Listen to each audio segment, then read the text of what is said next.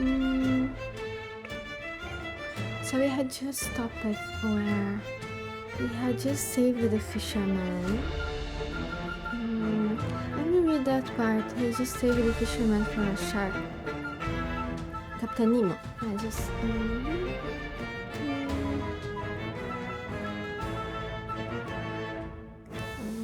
That part again.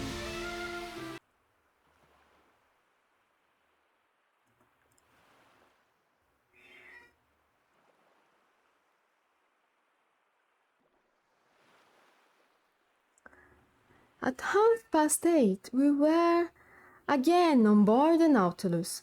There, I reflected on the incidents which had taken place in an excursion on the Manar Bank. Two conclusions I must inevitably draw from it. One, bearing upon the unparalleled courage of Captain Nemo. The other, upon his devotion to a human being, a representative of that race from which he fled beneath the sea. Whatever he might say, this strange man had not yet succeeded in entirely crushing his heart. When I made this observation to him, he answered in a slightly moved tone, "That Indian, sir, is an inhabitant of an oppressed country, and I am, still, and shall be, to my last breath, one of them." Chapter 4: The Red Sea.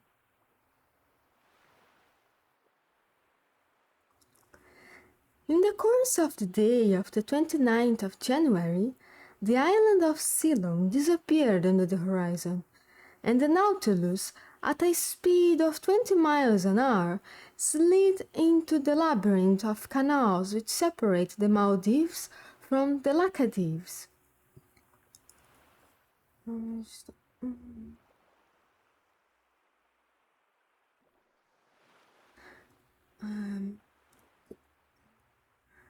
Separated the Maldives from the Laccadives. It coasted even the island of Kiltan, a land originally madreporic, discovered by Vasco da Gama in 1499, and one of the 19 principal islands of the Laccadive archipelago, situated between 10 degrees and 14 degrees 30 north latitude and 69 degrees 50 and 12 east longitude. We had made 60,220 miles, or 7,500 French leagues from our starting point in the Japanese seas. The next day, 13th of January, when the Nautilus went to the surface of the ocean, there was no land in sight. Its course was NNE, in the direction of the Sea of Ottoman, between Arabia and the Indian Peninsula, which serves as an outlet to the Persian Gulf. It was evidently a block without any possible egress. Where was Captain Nemo taking us to? I could not say. This, however, did not satisfy the Canadian, who that day came to me asking where we are going. "We are going where our captain's fancy takes us, Master Ned." "His fancy cannot take us far, then," said the Canadian. "The Persian Gulf has no outlet, and if we do go in, it will not be long before we are out again." "I did not tell you, sir," said Ned Land. No, let me see the part. "Very well, then, we will come out again, Master Land, and if after the Persian Gulf the Nautilus would like to visit the Red Sea, the Straits of Bab el-Mandeb are there to give us an entrance." "I need not tell you, sir," said Ned Land, "that the Red Sea is as much closed as the Gulf, as the Isthmus of Suez is not yet cut, and if it was, a boat as mysterious as ours would not risk itself in a canal cut with sluices. And again, the Red Sea is not the road to take us back to Europe." "But I never said we were going back to Europe." "What do you suppose, then?" I suppose that after visiting the curious coasts of Arabia and Egypt, the Nautilus will go down in the Indian Ocean again, perhaps cross the Channel of Mozambique, perhaps off the Mascarenhas, so as to gain the Cape of Good Hope. And once at the Cape of Good Hope? Asked the Canadian, with peculiar emphasis. Well, we shall penetrate into that Atlantic which we do not yet know. Ah, friend Ned, you are getting tired of the journey under the sea. You are surfeited with the incessantly varying spectacle of submarine wonders.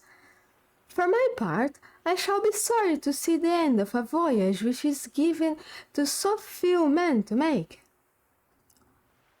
For 4 days, till the 3rd of February, the Nautilus scoured the Sea of Oman, at various speeds and at various depths. It seemed to go at random, as if hesitating as to which road it should follow, but we never passed the Tropic of Cancer. In quitting the sea, we sighted Muscat for an instant, one of the most important towns of the country of Oman. I admired its strange aspect, surrounded by black rocks upon which its white houses and forts stood in relief. I saw the rounded domes for its mosques, the elegant points of its minarets, its fresh and verdant terraces. But it was only a vision.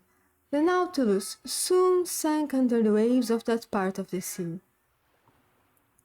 We passed along the Arabian coast of Mabra and Hadramaut for a distance of 6 miles, its undulating line of mountains being occasionally relieved by some ancient ruin. The 5th of February we at last entered the Gulf of Aden, a perfect funnel introduced into the neck of Bab el-Mandeb, through which the Indian waters entered the Red Sea. The 6th of February, the Nautilus floated in sight of Aden, perched upon a promontory which a narrow isthmus joins to the mainland, a kind of inaccessible Gibraltar, the fortifications of which were built by the English after taking possession in 1839.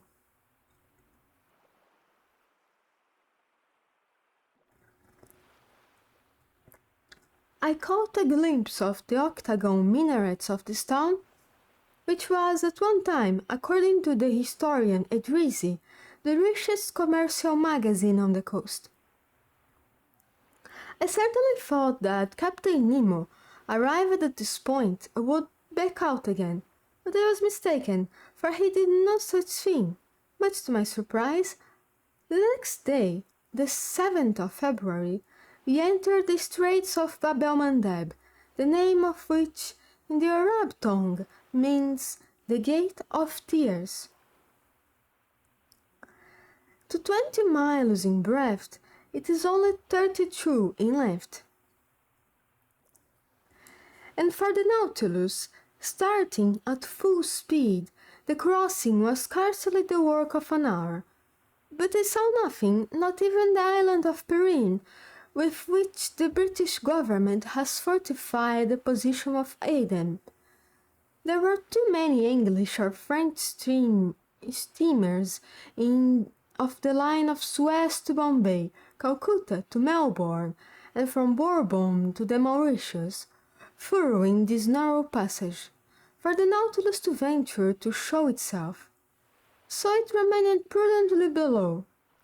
At last, about noon, we were in the waters of the Red Sea.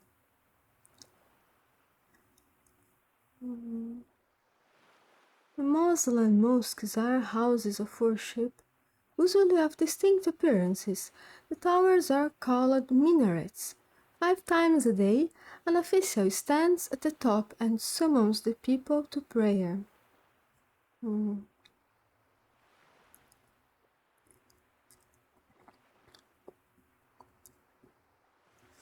I will not even seek to understand the caprice which had decided Captain Nemo, upon entering the Gulf, but I quite approved of the Nautilus entering it.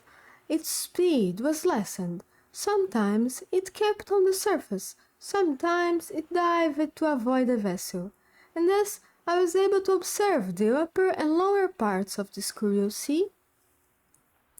The 8th of February, from the first dawn of day, Mocha came in sight, now a ruined town, whose walls would fall at a gunshot, yet which shelters here and there some verdant date trees. Once an important city, containing 6 public markets and 26 mosques, and whose walls, defended by 14 forts, formed a girdle of 2 miles in circumference. The Nautilus then approached the African shore, where the depth of the sea was greater. There, between 2 waters clear as crystal, through the open panels we were allowed to contemplate the beautiful bushes of brilliant coral and large blocks of rocks clothed with a splendid fur of green algae and fussy. What an indescribable spectacle, and what variety of sights and landscapes along the sandbanks and volcanic islands which bound the Libyan coast! But where do these shrubs appeared in all their beauty was on the eastern coast, which the Nautilus soon gained. It was on the coast of Tehama, for there not only did this display of zoophytes flourish beneath the level of the sea, but they also formed picturesque interlacings which unfolded themselves about 60 feet above the surface.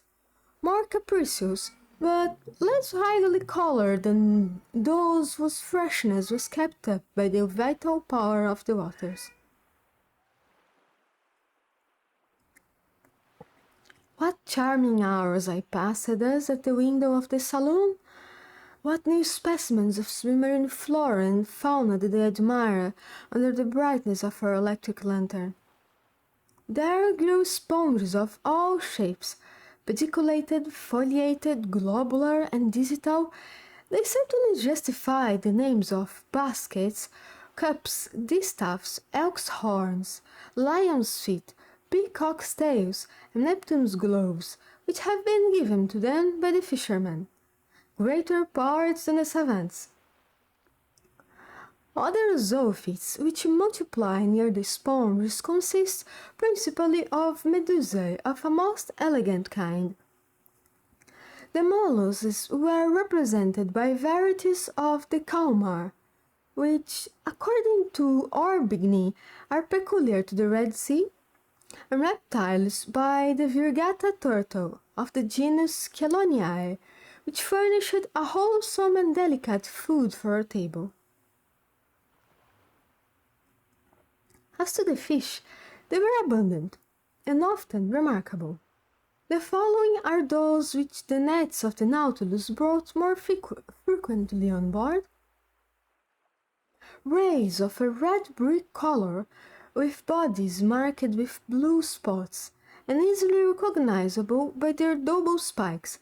Some superb caranxes, marked with 7 transverse bands of jet black, blue, and yellow fins, and gold and silver scales. Mullets with yellow heads, gobies, and 1,000 other species, common to the ocean which we had just traversed. The 9th of February, the Nautilus floated in the broadest part of the Red Sea, which it is comprised between Soakin on the west coast and Confida on the east coast, with a diameter of 90 miles. That day, at noon, after the bearings were taken, Captain Nemo mounted on the platform, where I happened to be, and I was determined to not let him go down again without at least pressing him regarding his ulterior projects. As soon as he saw me, he approached and graciously offered me a cigar. "Well, sir, does this Red Sea please you? Have you sufficiently observed the wonders it covers? Its fishes, its zoophytes, its parterres or sponges, and its forest of coral? Did you catch a glimpse of the towns on its borders? Yes, Captain Nemo, I replied, and the Nautilus is wonderfully fitted for such a study. Ah, it is an intelligent boat. Yes, sir, intelligent and invulnerable. It fears neither the terrible tempests of the Red Sea, nor its currents, nor its sandbanks. Certainly, said I, the sea is quoted as one of the worst, and in the time of the ancients, if I am not mistaken, its reputation was detestable. Detestable, Mr. Aronnax? The Greek and Latin historians do not speak favorably of it, and Strabo says it is very dangerous during the Etesian wind and in the rainy season. The Arabian Idrisi portrays it under the name of the Gulf of Kulzoum, and relates that vessels perished there in great numbers on the sandbanks, and that no one would risk sailing in the night. It is, he pretends, a sea subject to fearful hurricanes, strewn with inhospitable islands, and which offers nothing good either on its surface or on its depths. Such, too, is the opinion of Arrian, Agatharcide, and Artemidorus. One may see, I replied, that these historians never sailed on board the Nautilus. Just so, replied the captain, smiling, and in that respect moderns are not more advanced than the ancients. They required many ages to find out the mechanical power of steam. Who knows if, in another 100 years, we may not see a second Nautilus? Progress is slow, Mr. Aronnax. That's true. I wonder if there's anything like this out there.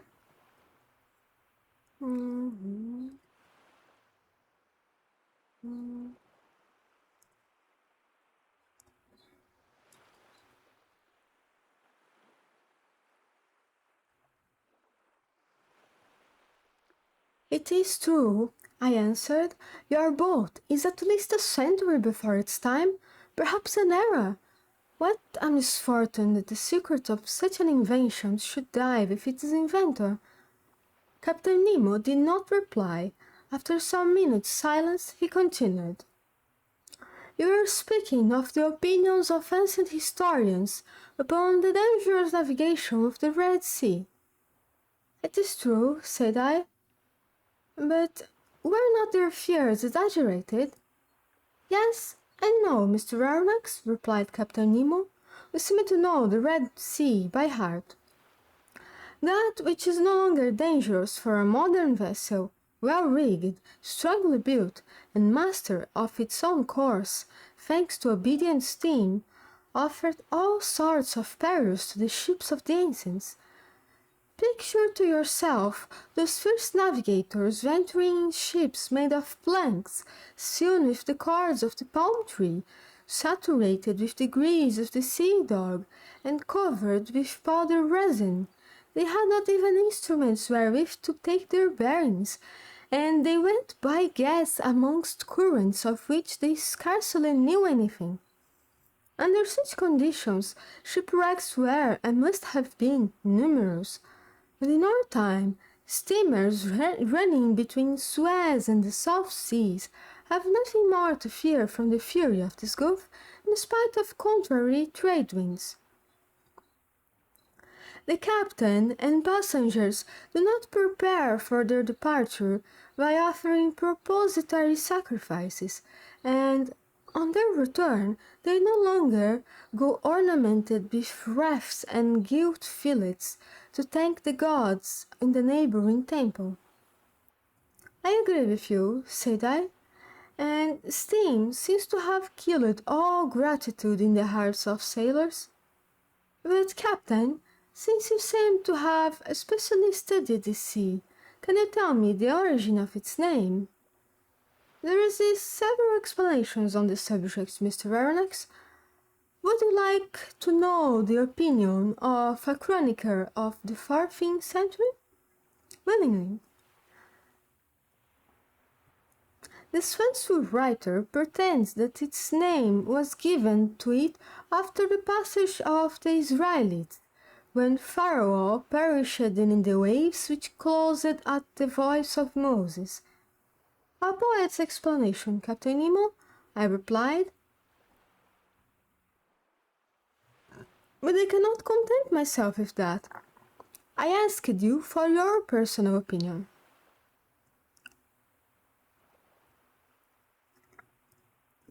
Here it is, Mr. Aronnax.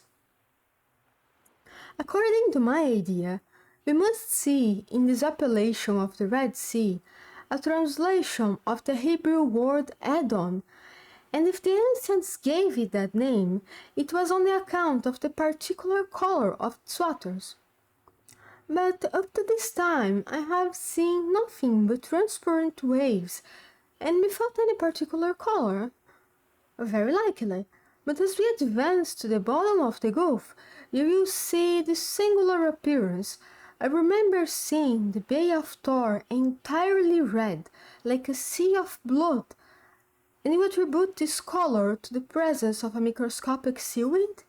Yes, it is a mucilaginous purple matter produced by the restless little plants known by the name of trichodesmia, and of which it requires 40,000 to occupy the space of a square 0.4 of an inch.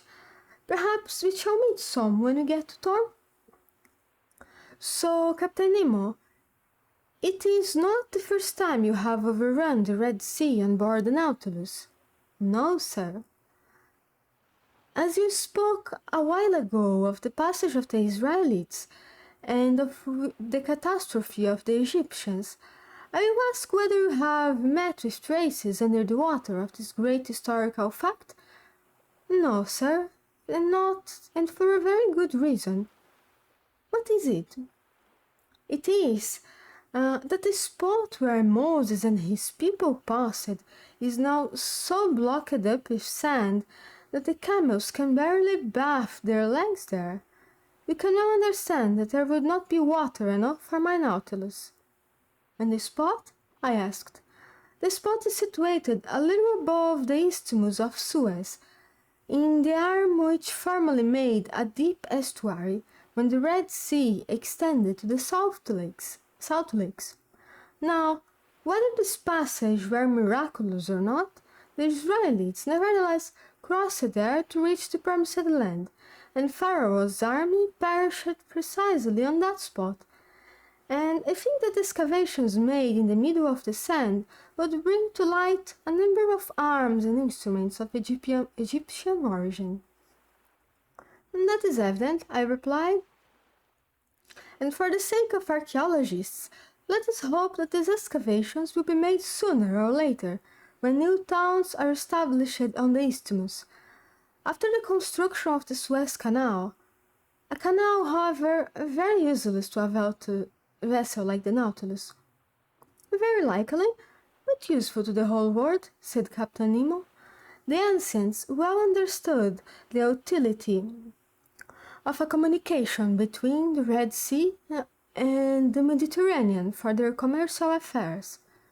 But they did not think of digging a canal direct, and took the Nile as an intermediate.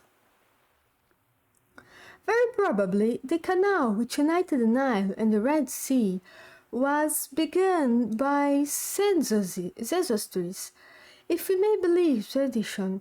One thing is certain, that the year 6050 before Jesus Christ, Necos undertook the works of an alimentary canal to the waters of the Nile, across the plain of Egypt, looking towards Arabia.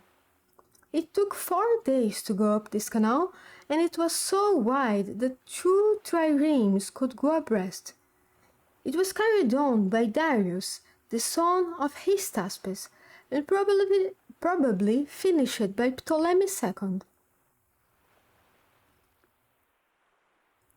Strabo saw it navigated, but its decline from the point of departure near Bubastis to the Red Sea was so slight that it was only navigable for a few months in the year. This canal answered all commercial purposes to the age of Antoninus, when it was abandoned and blocked up with sand.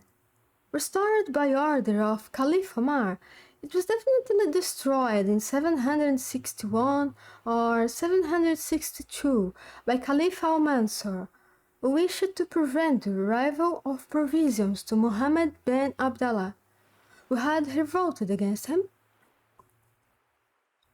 During the expedition into Egypt, your General Bonaparte discovered traces of the works in the desert of Suez, and surprised by the tide, he nearly perished before regaining Hadjaroth, at the very place where Moses encamped 3,000 years before him. Wow, Captain, what the ancients dared not undertake, this junction between the two seas, which will shorten the road from Cadiz to India, Mr. Lesseps had succeeded in doing, and before long he will have changed Africa into an immense island. Yes, Mr. Aronnax, you have the right to be proud of your countrymen. Such a man brings more honor to a nation than a great captains. He began, like so many others, with disgust and rebuffs, but he has triumphed, for he has the genius of will. And it is sad to think that a work like that, which ought to have been an international work, and which would have sufficed to make a reign of illustrious, should have succeeded by the energy of one man. All honor to Mr. Lesseps.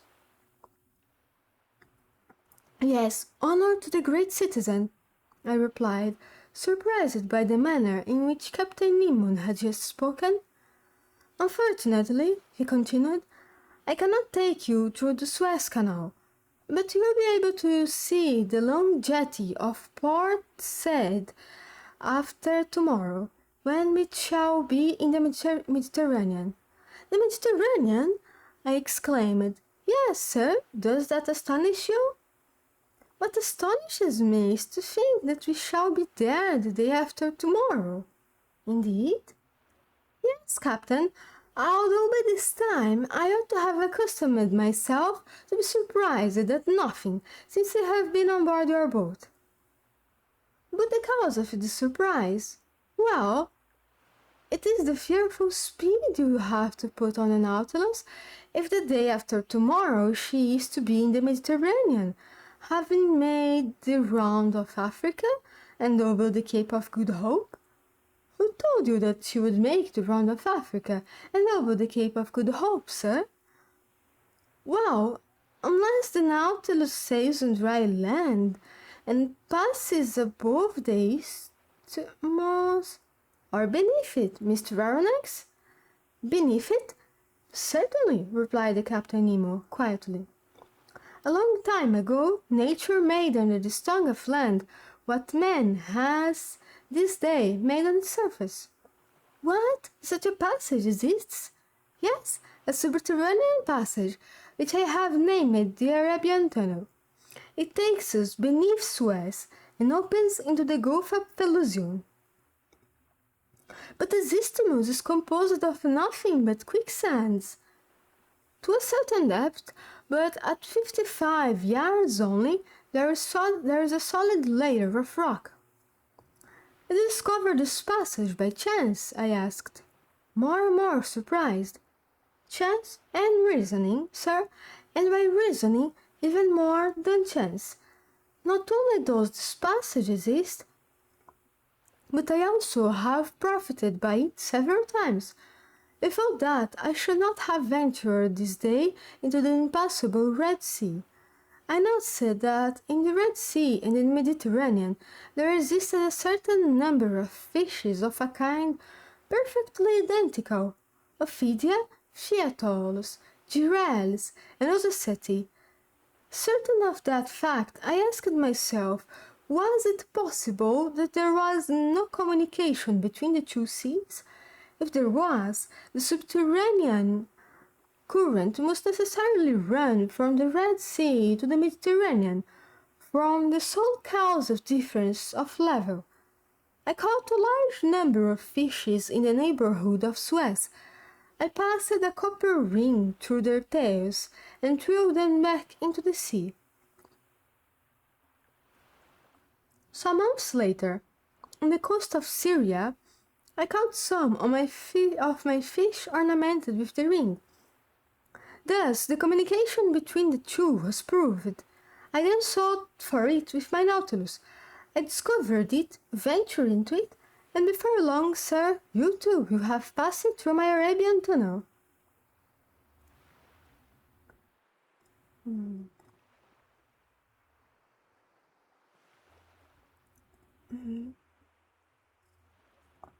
It must be a very large tunnel.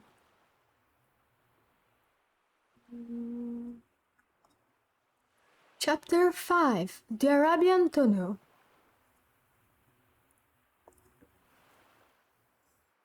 That same evening, in 20 degrees 30 north latitude, the Nautilus floated on the surface of the sea, approaching the Arabian coast. I saw Jeddah, the most important counting house of Egypt, Syria, Turkey, and India. I distinguished clearly enough its buildings. The vessels anchored at the quays, and those whose draught of water obliged them to anchor in the roads. The sun, rather low on the horizon, struck full on the houses of the town, bringing out their whiteness. Outside, some wooden cabins and some made of reeds showed a quarter inhabited by the Bedouins. Soon Jeddah was shut out from view by the shadows of night, and the Nautilus found herself under water slightly phosphorescent.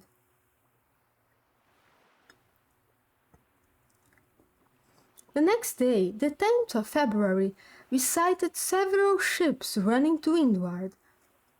The Nautilus returned to its submarine navigation, but at noon, when her bearings were taken, the sea being deserted, she rose again to her waterline. Accompanied by Ned and Conseil, I seated myself on the platform. The coast on the eastern side looked like a mass faintly printed upon a damp fog. We were leaning on the sides of the pinnacle, talking of one thing and another, when Ned Land, stretching out his hand towards a spot on the sea, said, "Do you see anything there, sir?" "No, Ned," I replied, "but I have not your eyes, you know." "Look well," said Ned. "There, on the starboard beam, about the height of the lantern, do you not see a mass which seems to move?" "Certainly," said I, after close attention. "I see something like a long black body on the top of the water." And certainly before long, the black object was not more than a mile from us. It looked like a great sandbank deposited in the open sea. It was a gigantic dugong. Dugong, or sea cow. Its meat is said to be tasty, not unlike beef, says one old book, whose author may have tried it.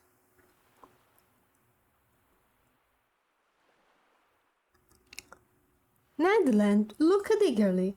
His eyes shone with covetousness at the sight of the animal. His hand seemed ready to harpoon it. One would have thought he was awaiting the moment to throw himself into the sea and attack it in its element. At this instant, Captain Nemo appeared on the platform. He saw the dugong, understood the Canadian's attitude, and addressing him, said, "If you held the harpoon just now, Master Land, would it not burn your hand?" "Just so, sir." and you will not be sorry to go back for one day, to trade of a fisherman, and to add the cetacean to the list of those you have already killed? I should not, sir. Well, you can try. Thank you, sir, said Ned Land, his eyes flaming. Only, continued the captain, I advise you, for your own sake, not to miss the creature. Is the dugong dangerous to attack? I asked, in spite of the Canadian's shrug of the shoulders. Yes, replied the captain. Sometimes the animal turns upon its assailants and overturns their boat. But for Master Land this danger is not to be feared. His eye is prompt, his arm sure. At this moment 7 men of the crew, mute and immovable as ever, mounted the platform. One carried a harpoon and a line similar to those employed in catching whales. The pinnacle was lifted from the bridge, pulled from its socket, and let down into the sea. 6 oarsmen took their seats, and the coxswain went to the tiller. Ned, Conseil, and I went to the back of the boat. "You are not coming, Captain?" I asked. "No, sir, but I wish you good sport." The boat put off, and, lifted by the 6 rowers, drew rapidly towards the dugong, which floated about 2 miles from the Nautilus. Arrived at some cable's length from the cetacean, the speed slackened, and the oars dipped noiselessly into the quiet waters. Ned Land, harpoon in hand, stood in the far part of the boat. The harpoon used for striking the whale is generally attached to a very long cord, which runs out rapidly as the wounded creature draws it after him. But here the cord was not more than 10 fathoms long, and the extremity was attached to a small barrel, which, by floating, was to show the course the dugong took under the water. This is such a strange name to pronounce. Dugong.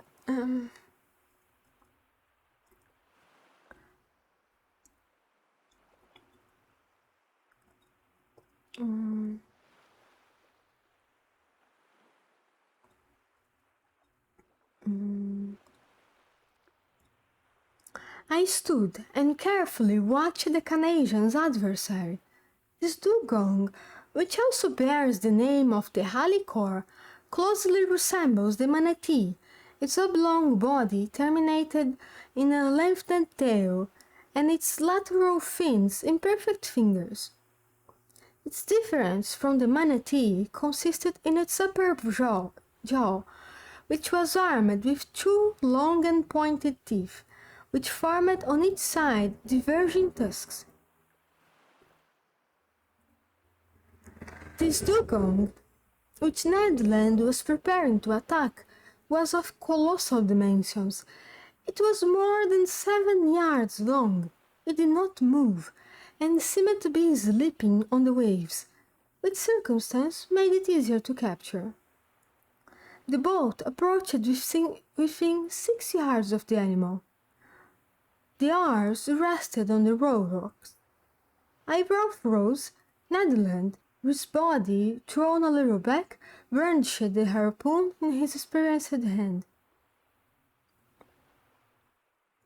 Suddenly, a hissing noise was heard, and the dugong disappeared. The harpoon, although thrown with great force, had apparently only struck the water.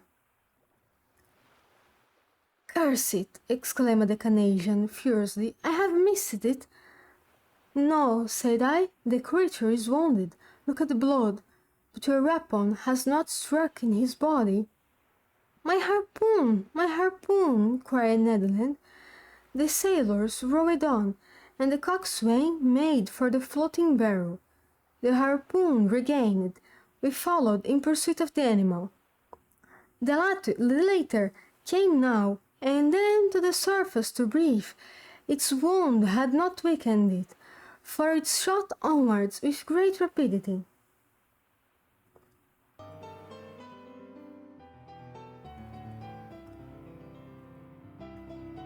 The boat, rowed by strong arms, flew on its track. Several times it approached within some few yards, and the Canadian was ready to strike, but the dugong made off with a sudden plunge, and it was impossible to reach it. Imagine the passion which excited impatient Ned Land. He hurled at the unfortunate creature the most energetic expletives in the English tongue. For my part, it was only vexing to see the dugong escape all of our attacks. I pursued it without relaxation for an hour, and I began to think it would prove difficult to capture, when the animal, possessed by the perverse idea of vengeance, of which he had cause to repent, turned upon the pinnacle and assailed us in its turn. This maneuver did not escape the Canadian. "Look out!" he cried. The coxswain said some words of his outlandish tongue, doubtless warning the men to keep on their guard. The dugong came within 20 feet of the boat, stopped, sniffed the air briskly with its large nostrils, not pierced at the extremity, but in the upper parts of its muzzle. Then, taking a spring, he threw himself upon us. The pinnacle could not avoid the shock, and half upset, shipped at least 2 tons of water, which had to be emptied. But thanks to the coxswain, we caught it sideways, not full front, so we were not quite overturned.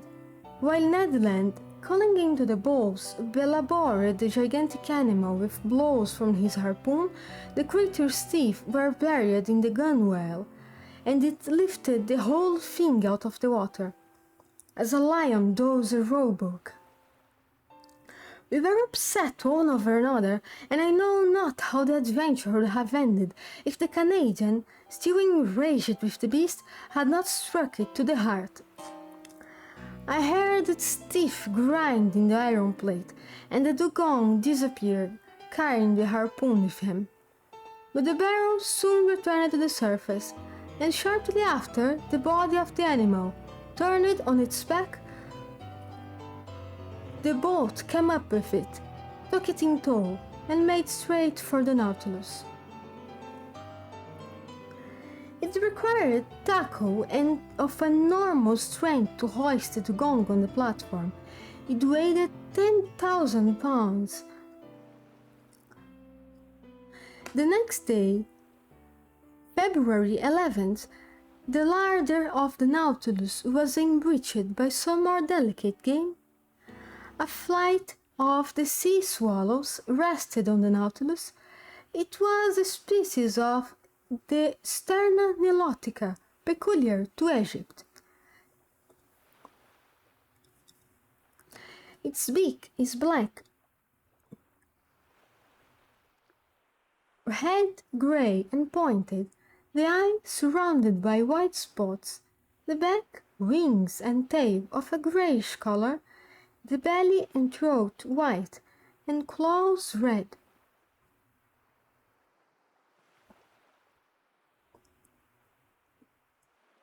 They also took home some dozen of Nile ducks.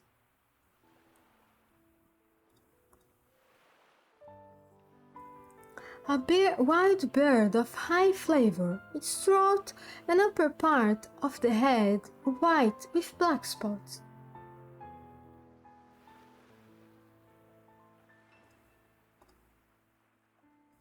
About 5 o'clock in the evening, we sighted to the north the Cape of Ras Mohammed. This cape forms the extremity of Arabia Petraea, comprised between the Gulf of Suez and the Gulf of Aqaba.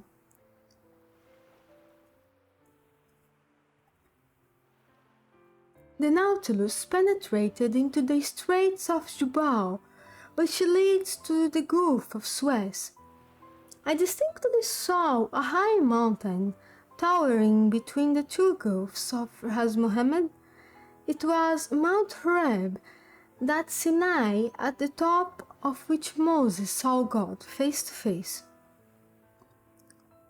At 6 o'clock, the Nautilus, sometimes floating, sometimes immersed, passed some distance from Tor, situated at the end of the bay, the waters of which seemed tinted with red. An observation already made by Captain Nemo.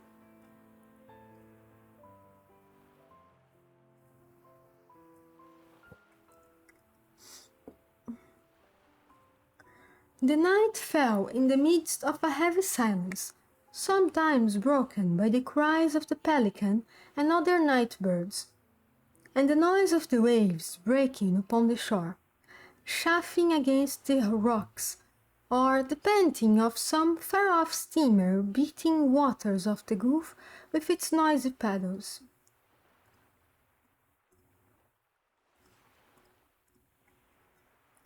From 8 to 9 o'clock, the Nautilus remained some fathoms under the water.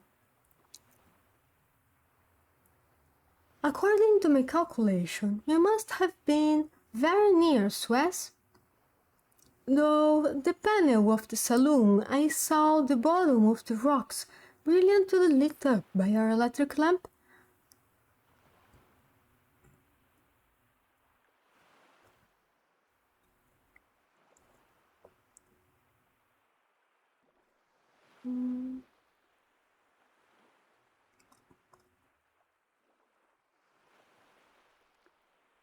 We seemed to be leaving the straits behind us more and more.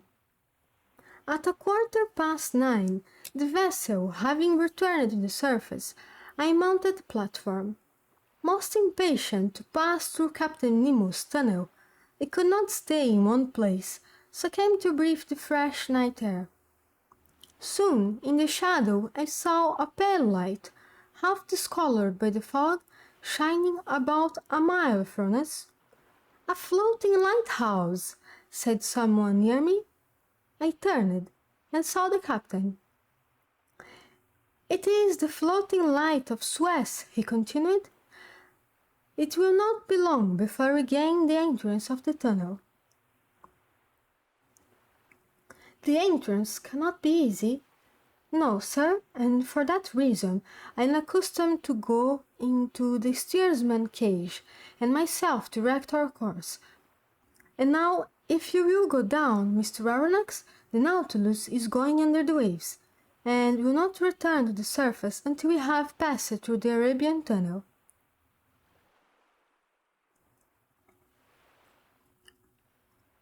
Captain Nemo led me towards the central staircase. Halfway down, he opened the door, traversed the upper deck, and landed in the pilot's cage, which it may be remembered rose at the extremity of the platform. It was a cabin measuring 6 feet square, very much like that occupied by the pilot on the steamboats of the Mississippi or Hudson. In the midst worked a wheel, placed vertically and caught to the tiller rope, which ran to the back of the Nautilus. 4 light boards with lenticular glasses, let in a groove in the partition of the cabin, allowed the man at the wheel to see in all directions. This cabin was dark, but soon my eyes accustomed themselves to the obscurity, and I perceived the pilot, a strong man, with his hands resting on the spokes of the wheel. Outside, the sea appeared vividly lit up by the lantern, which shed its rays from the back of the cabin to the other extremity of the platform. "Now," said Captain Nemo, "let us try to make our passage."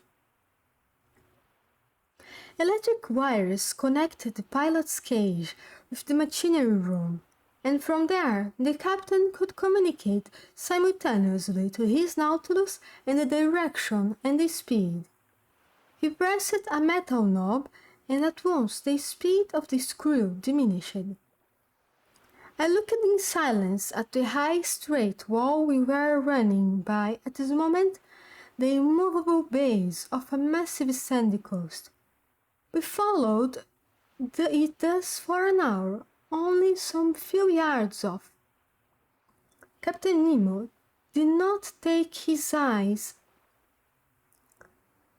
from the knob suspended by its two concentric circles in the cabin. "Hey there, welcome, Hexen. How are you doing?"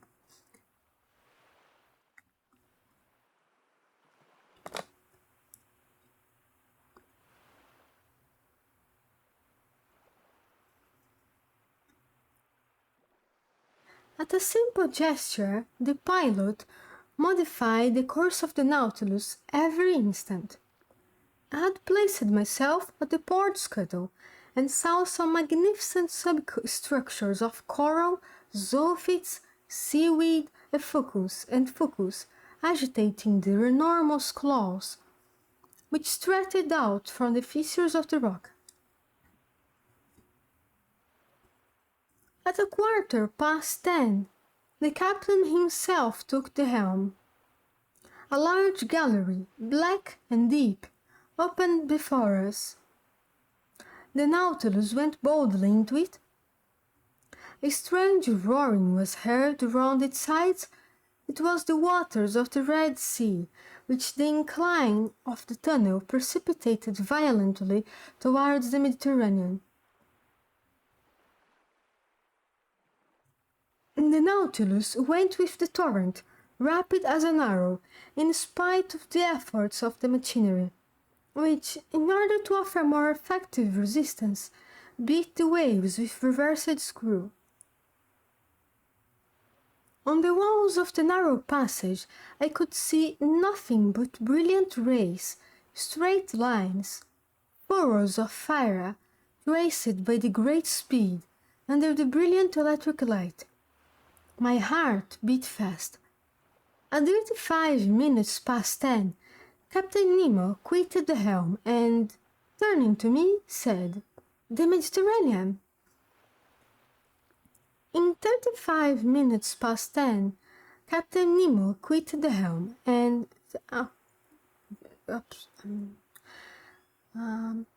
the Mediterranean, right. In less than 20 minutes, the Nautilus, carried along by the torrent, had passed through the Isthmus of Suez. Chapter 6: The Grecian Archipelago.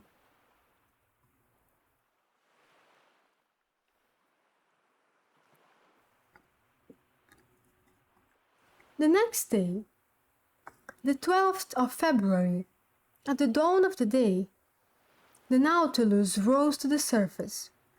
I hastened on the platform. 3 miles to the south, the Demotte line of Pelusium was to be seen. A torrent had carried us from one sea to the other. About 7 o'clock, Ned and Conseil joined me. "Well, Sir Naturalist," said the Canadian, in a slightly jovial tone, "in the Mediterranean." "We are floating on its surface, friend Ned." "What?" said Conseil. "This very night?" "Yes, this very night. In a few minutes we have passed this impassable isthmus." "I do not believe it," replied the Canadian. "Then you were wrong, Master Land," I continued. "This low coast which rounds off to the south is the Egyptian coast, and you, who have such good eyes, Ned, you can see the jetty of Port Said stretching into the sea." The Canadian looked attentively. "Certainly, you are right, sir, and your captain is a first-rate man. We are in the Mediterranean." "Good. Now, if you please, let us talk of our own little affair, but so that no one hears us."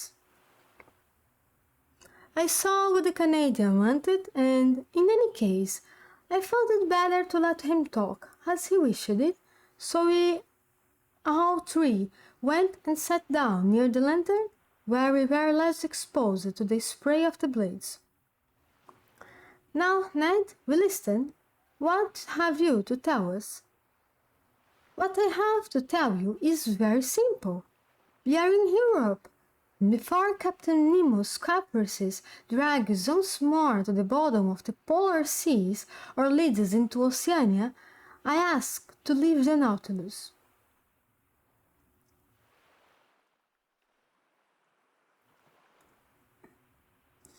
I wished in no way to shackle the liberty of my companions, but I certainly felt no desire to leave Captain Nemo. Thanks to him, and thanks to this apparatus, I was each day nearer to the completion of my submarine studies, and I was rewriting my book of submarine depths in its very element. Should I ever again have such an opportunity of observing the wonders of the ocean? No, certainly not, and I could not bring myself to the idea of abandoning the Nautilus before the cycle of investigation was accomplished. Friend Ned, answer me frankly. Are you tired of being on board? Are you sorry that destiny has thrown us into Captain Nemo's hands? The Canadian remained some moments without answering.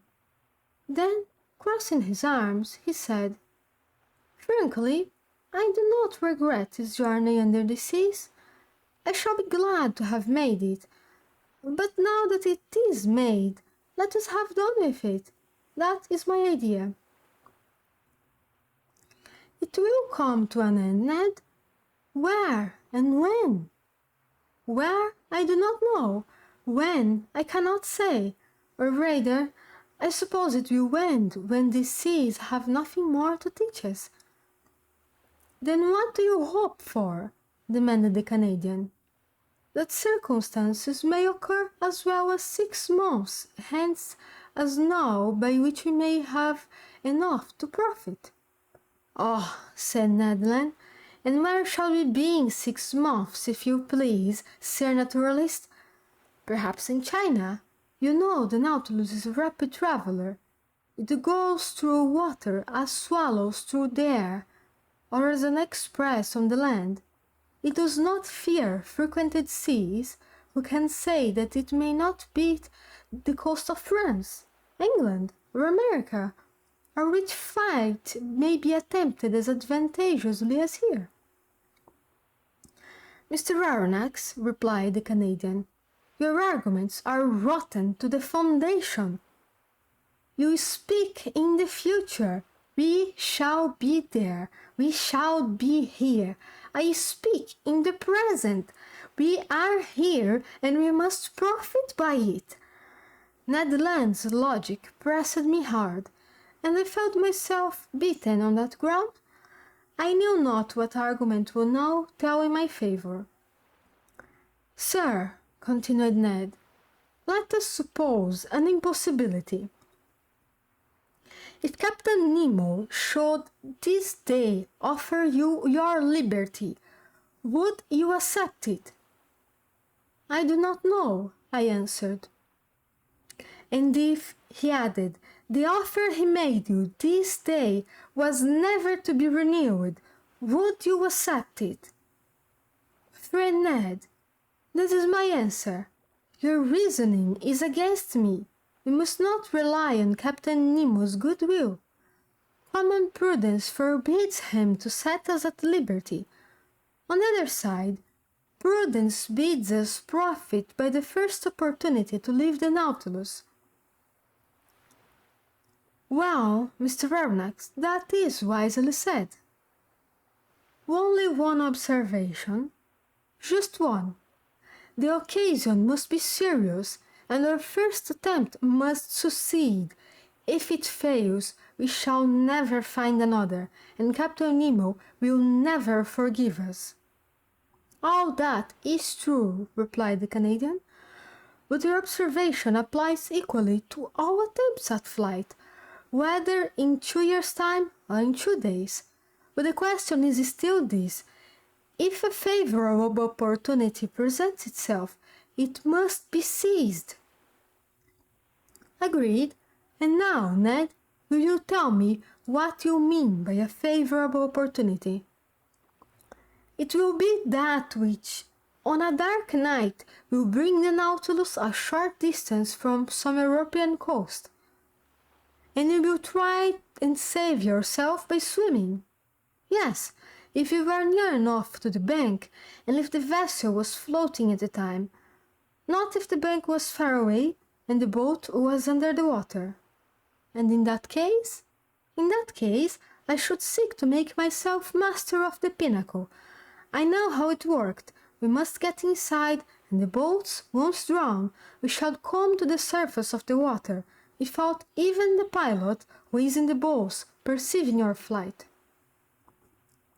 Well, Ned, watch for the opportunity, but do not forget that a hitch will ruin us. I will not forget, sir. And now, Ned, would you like to know what I think of your project? Certainly, Mr. Aronnax. Well, I think, I do not say I hope, I think that this favorable opportunity will never present itself. Why not? Because Captain Nemo cannot hide from himself that we have not given up all hope of regaining our liberty, and he will be on his guard, above all, in the seas, and in the sight of European coasts. We shall see, replied Ned Land, shaking his head determinedly. And now, Ned Land, I added, let us stop here. Not another word on the subject. The day that you are ready, come and let us know, and we will follow you. I rely entirely upon you.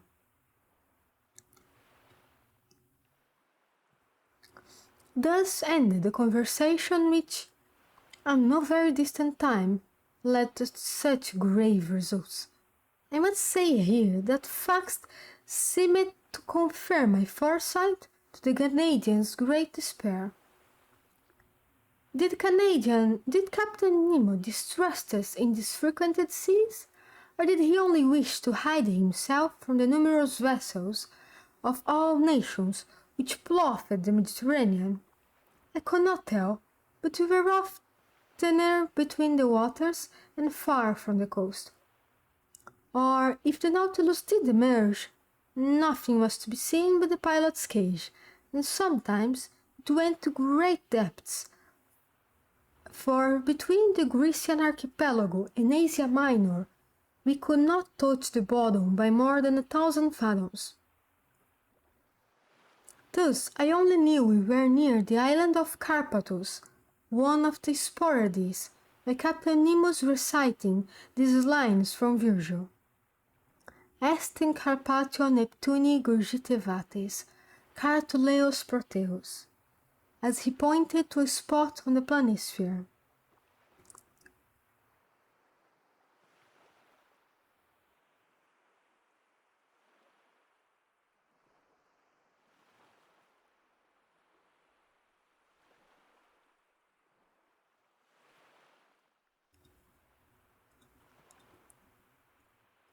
It was indeed the ancient abode of Proteus, the old shepherd of Neptune's flocks, now the island of Scarpanto, situated between Rhodes and Crete. I saw nothing but the granite base through the glass panels of the saloon. The next day, the 14th of February, I resolved to employ some hours in studying the fishes of the archipelago, but for some reason or another the panels remained hermetically sealed. Upon taking the course of the Nautilus, I found that we were going towards Candia, the ancient islet of Crete. At the time I embarked on the Abraham Lincoln, the whole of this island had risen in insurrection against the despotism of the Turks. But how the insurgents had fared since that time I was absolutely ignorant, and it was not Captain Nemo, deprived of all land communications, who could tell me.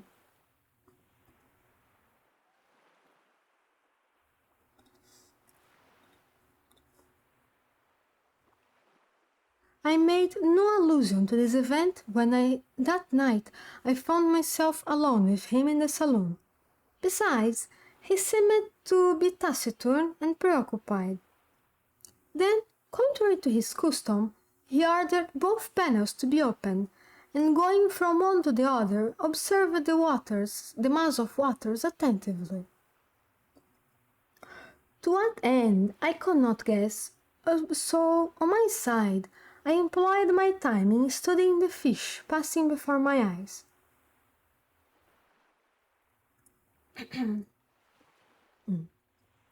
Amongst others, I remarked some gobies mentioned by Aristotle and commonly known by the name of sea brackies, which are more particularly met with in the salt waters lying near the delta of the Nile. Near them rolled some sea bream, half phosphorescent, a kind of sparrows which the Egyptians ranked amongst their sacred animals, whose arrival in the waters of their river announced a fertile overflow, and was celebrated by religious ceremonies. I also noticed some cheilines about 9 inches long, a bony fish with a transparent shell. Just 1 second.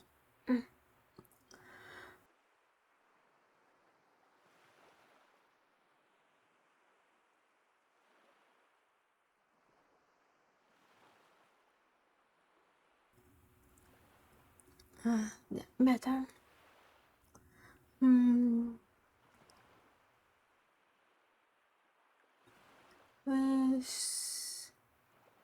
Whose livid color is mixed with red spots. They are great eaters of marine vegetation, which gives them an exquisite flavor. These cheilines were much sought after by the epicures of ancient Rome. The inside, dressed with the soft roe of the lamprey, peacock's brains and tongues of the phenicoptera, composed that divine fish of which Vitellius was so enamored.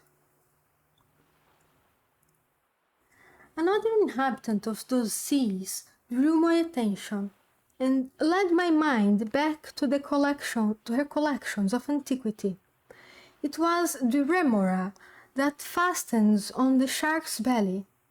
This little fish, according to the ancients, hooking on to the ship's bottom, could stop its movements, and one of them, by keeping back Antony's ship during the Battle of Artium, helped Augustus to gain the victory.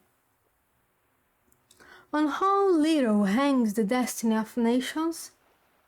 I observed some fine antriae, which belong to the order of Lutyens, a fish held sacred by the Greeks, who attributed to them the power of hunting the marine monsters from the waters they frequented. Their name signifies flower, and they justify their appellation by their shaded colors, their shades comprising the whole gamut of reds from the paleness of the rose to the brightness of the ruby, and the fugitive tints that clouded their dorsal fin. My eyes could not leave these wonders of the sea when they were suddenly struck by an unexpected apparition.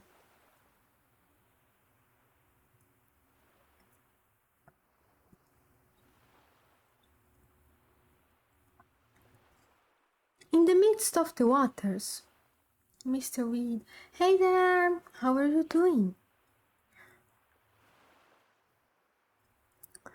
In the midst of the waters, a man appeared, a diver, carrying at his belt a leathern purse. It was not a body abandoned to the waves, it was a living man, swimming with a strong hand, disappearing occasionally to take breath of the surface. I turned towards Captain Nemo and, in an agitated voice, exclaimed, "A man shipwrecked! He must be saved at any price!" The captain did not answer me, but came and leaned against the panel. The man had approached, and with his face flattened against the glass, was looking at us. To my great To amazement, Captain Nemo signed to him. The diver answered with his hand, mounted immediately to the surface of the water, and did not appear again. "Do not be uncomfortable," said Captain Nemo. "It is Nicholas, of Cape Matapan, surnamed Pesca. He is well known in all the Cyclades. A bold diver, water is his element, and he lives more in it than on land, going continually from one island to the other, even as far as Crete." "You know him, Captain? Why not, Mr. Aronnax?" Saying which, Captain Nemo went towards a piece of furniture standing near the left panel of the saloon. Near this piece of furniture, I saw a chest with iron, on the cover of which was a copper plate bearing the cipher of the Nautilus with its device. At that moment, the captain, without noticing my presence, opened the piece of furniture, a sort of strong box which held a great many ingots. They were ingots of gold. From whence came this precious metal, which represented an enormous sum? Where did the captain gather this gold from? And what was he going to do with it? I did not say one word. I looked. Captain Nemo took the ingots one by one and arranged them methodically in the chest, which he filled entirely. I estimated the contents at more than 4,000 pounds weight of gold, that is to say, nearly 200,000 pounds. The chest was securely fastened, and the captain wrote an address on the lid in characters which must have belonged to modern Greece. This done, Captain Nemo pressed a knob, the wire of which communicated with the quarters of the crew. 4 men appeared and, not without some trouble, pushed the chest out of the saloon. Then I heard them hoisting it up the iron staircase by means of pulleys. At that moment Captain Nemo turned to me. "And you were saying, sir?" said he. "I was saying nothing, Captain." "Then, sir, if you will allow me, I will wish you good night." Whereupon he turned and left the saloon. I vainly tried to sleep. I sought the connecting link between the apparition of the diver and the chest filled with gold. Soon I felt by certain movements of pitching and tossing. I'm pitching and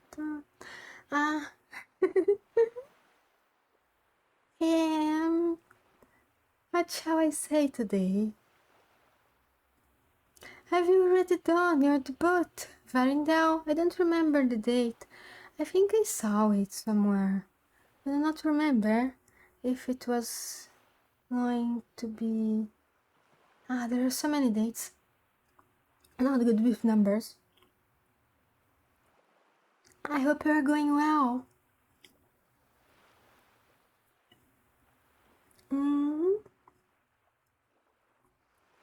I can't think of anything to say right now. So I hope you will be happy with this pet.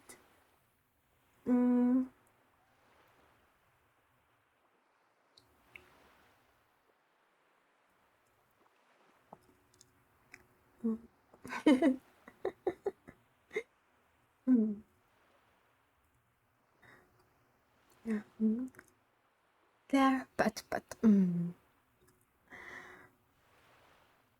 Mr. Weed. Mr. Weed, it is hard to pat you when I know so little about you. I've seen you a few times in here. You're somewhat of a lurker, aren't you? Hope you're having a great day, or that, at the least, your day is being made a little more relaxing by this.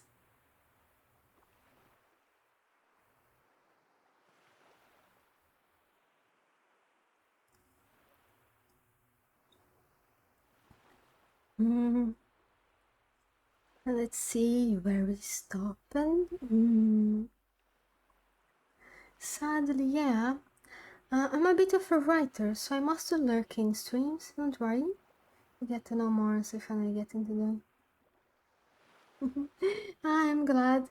Oh yeah, I can imagine. That's okay. So long as you're having fun, that's the important thing. You don't have to be chatting. Mm, I have the feeling that I am also somewhat relaxing for people, that some people just come here to fall asleep. So a lot of people don't talk much. I find it a little funny, but I guess it's nice. I hope. Hey there. Hey there, Cypher. How are you doing?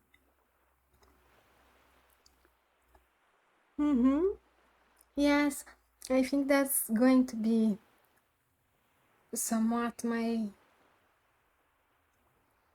motto around. I'm doing great too. Um, Today is a little dry day, so it's a little hard. It's been a little hard on me to keep reading, but it's a great day otherwise.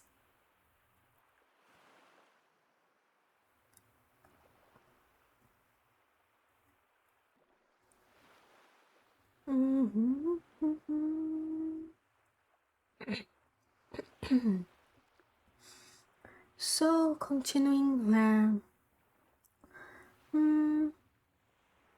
I returned to my room, much troubled, as one may believe. I vainly tried to sleep. I sought the connecting link between the apparition of the diver and the chest filled with gold. Soon I felt by certain movements of pitching and tossing that the Nautilus was leaving the depths and returning to the surface. Then I heard steps upon the platforms, and I knew they were unfastening the pinnacle and launching it upon the waves. Today is your birthday? No, it isn't. Why do you ask that?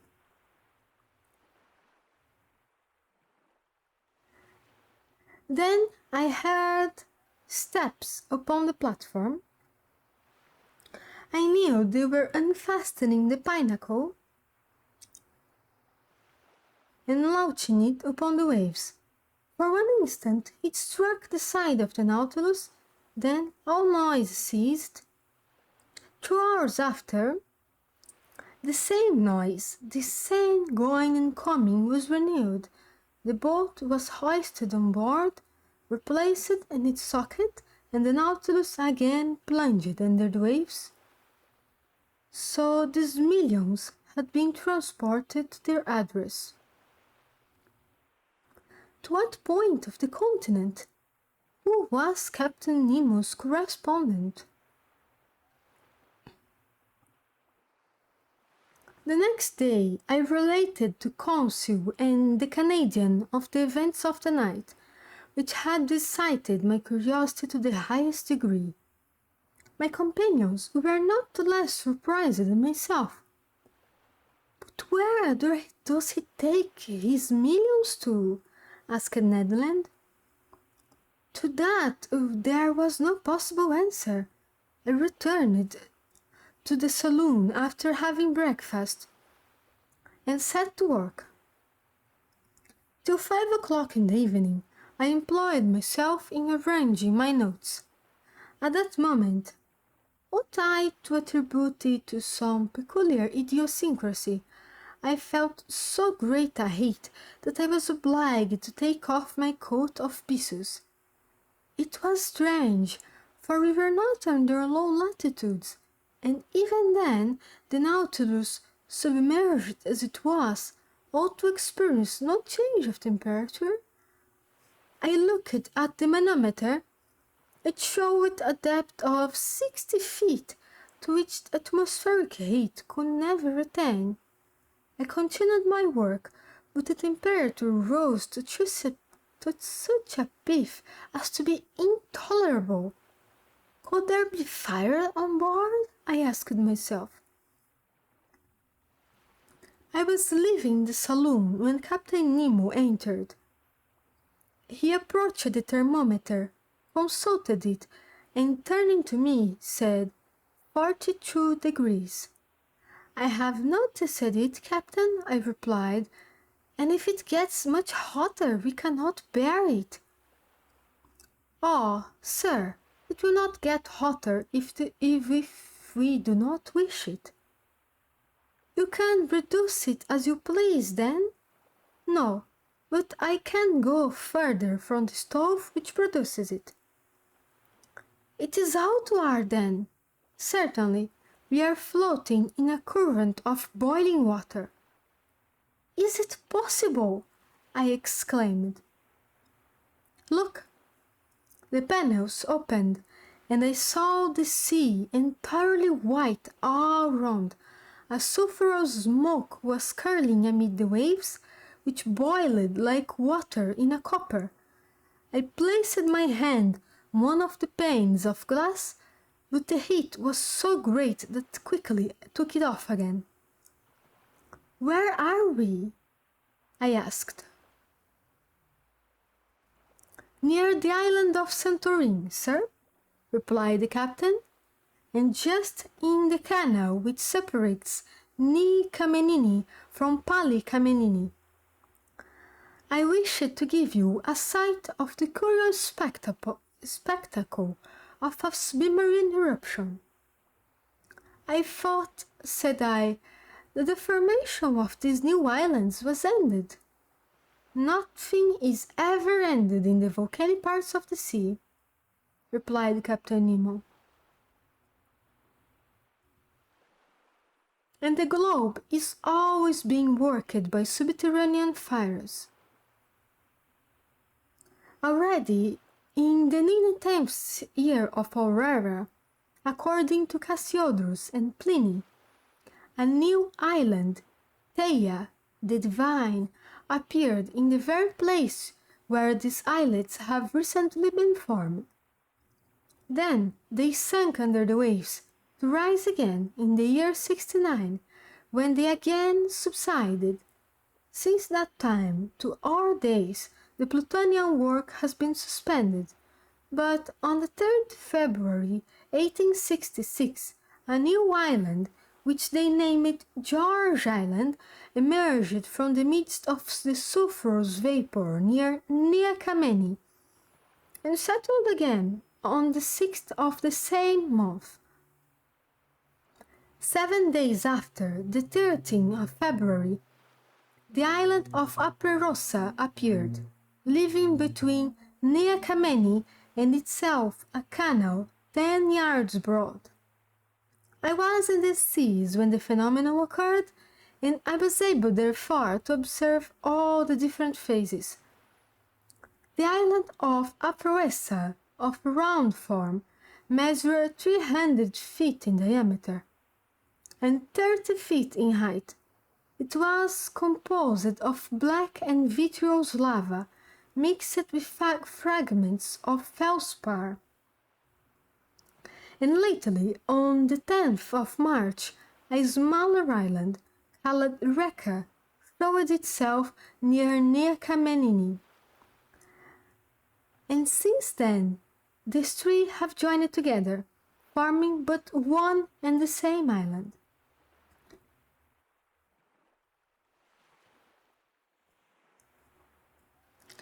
And the canal in which we are at this moment? I asked.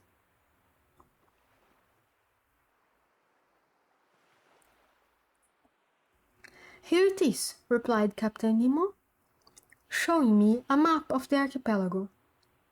"You see, I have marked the new islands." I returned to the glass. The Nautilus was no longer moving. The heat was becoming unbearable. The sea, which till now had been white, was red, owing to the presence of salts of iron. In spite of the ships being hermetically sealed, an insupportable smell of sulphur filled the saloon, and the brilliancy of the electricity was entirely extinguished by bright scarlet flames. I was in a bath, I was choking, I was broiled. "We can remain no longer in this boiling water," said the captain. I said to the captain. "It will not be prudent," replied the impassive Captain Nemo. An order was given. The Nautilus tacked about and left the furnace it could not brave with impunity. A quarter of an hour after we were breathing fresh air from the surface, the thought then struck me that, if Ned Land had chosen this part of the sea for our flight, it should never have come alive out of the sea of fire. The next day, the 16th of February, we left the basin which, between Rhodes and Alexandria, is reckoned about 1,500 fathoms in depth, and the Nautilus, passing some distance from Cerigo, quitted the Grecian archipelago, after having doubled Cape Matapan. Chapter 7: The Mediterranean in 48 Hours. I will take a quick break. Get something to drink. It is very dry here today. It has been a little hard to keep up. I'll be right back. Maybe some 5 minutes or so.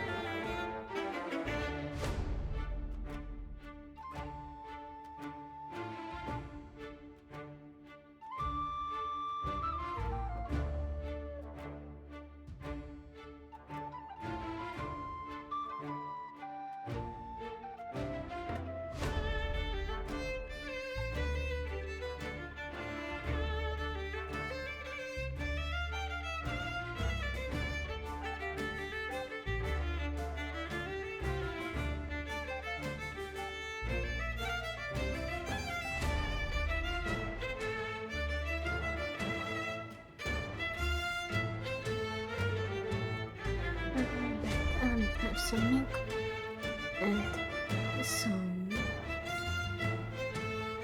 I don't know what to call this, and if it's sweet, right? It should help.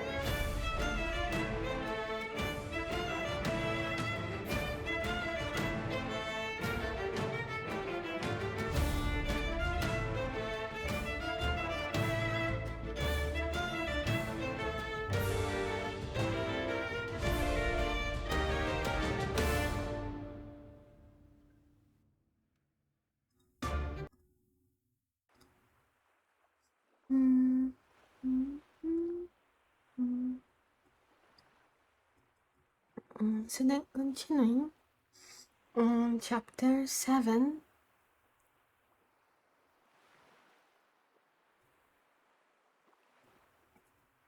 the Mediterranean in 48 hours.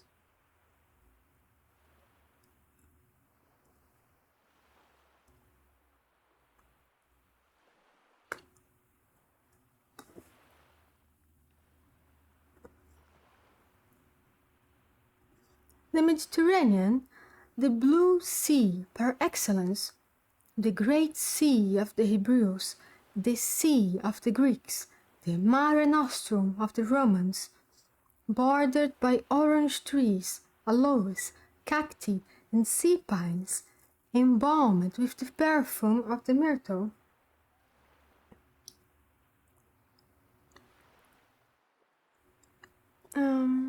Surrounded by rude mountains, saturated with pure and transparent air, but incessantly worked by underground fires, a perfect battlefield in which Neptune and Pluto still dispute the empire of the world. It is upon these banks and on these waters, says Maquilet, that man is renewed in one of the most powerful climates of the globe. But beautiful as it was, I could only take a rapid glance at the basin whose superficial area is 2 million of square yards.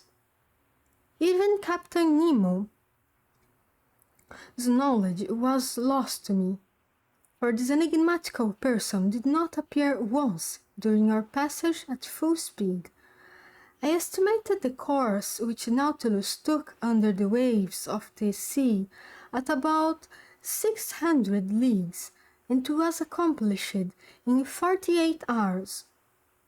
Starting on the morning of the 16th February from the shores of Greece, we had crossed the Straits of Gibraltar by sunrise on the 18th.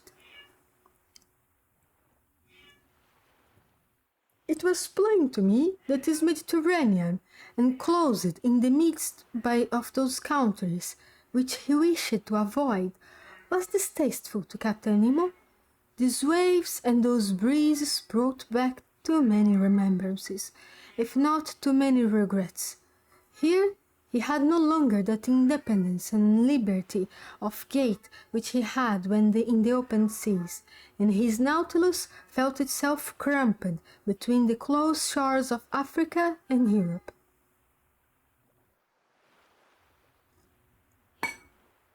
Our speed was now 25 miles an hour.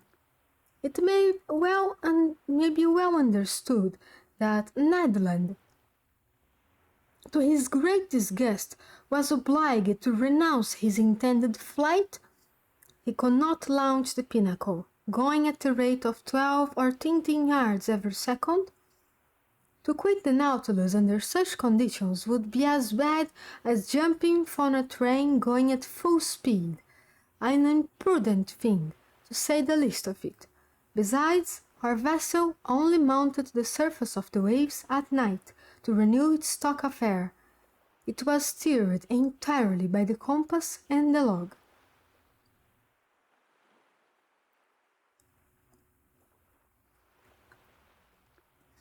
I saw no more of the interior of this Mediterranean than a traveller by express train perceives the landscape which flies before his eyes. That is to say, the distant horizon, and not the nearer objects which pass like a flash of lightning. In the midst of the mass of waters, brightly lit up by the electric light, glided some of those lampreys, more than a yard long, common to almost every climate. Some of the Oxyrhynchi, a kind of ray 5 feet broad, with white belly and grey spotted back, spread out like a large shawl carried along by the current. Other rays passed so quickly that I could not see if they deserved the name of eagles, which was given to them by the ancient Greeks, or the qualification of rats, toads, and bats, with which modern fishermen have loaded them.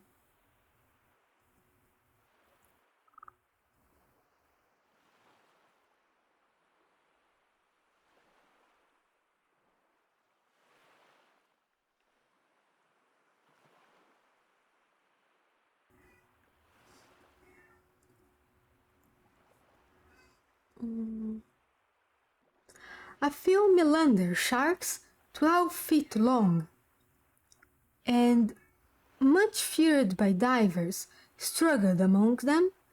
Sea foxes, 8 feet long, endowed with wonderful fineness of scent, appeared like large blue shadows. Some dorades of the shark kind, some of which measured 7 feet and a half, showed themselves in their dress of blue and silver, encircled by small bands which struck sharply against the sombre tints of their fins.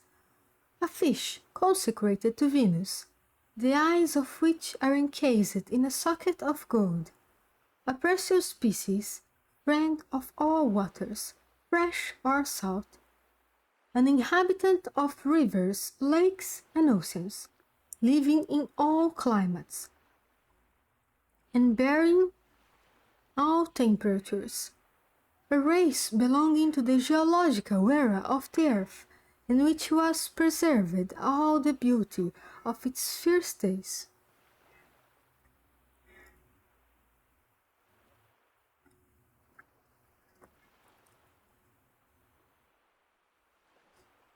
Magnificent sturgeons, 9 or 10 yards long, creatures of great speed, striking the panes of glass with their strong tails, displayed their bluish backs with small brown spots. They resemble the sharks, but are not equal to them in strength, and are to be met with in all seas. But all of the diverse inhabitants of the Mediterranean, those I observed to the greatest advantage when the Nautilus approached the surface, belonged to the 63rd genus of bony fish. They were a kind of tunny, with bluish-black backs and silvery breastplates, whose dorsal fins threw out sparkles of gold. They are said to follow in the wake of vessels whose refreshing shade they seek from the fire of a tropical sky. And they did not belie in saying for they accompanied the Nautilus as they did in former times the vessel of La Pérouse. For many a long hour they struggled to keep up with our vessel. I was never tired of admiring these creatures.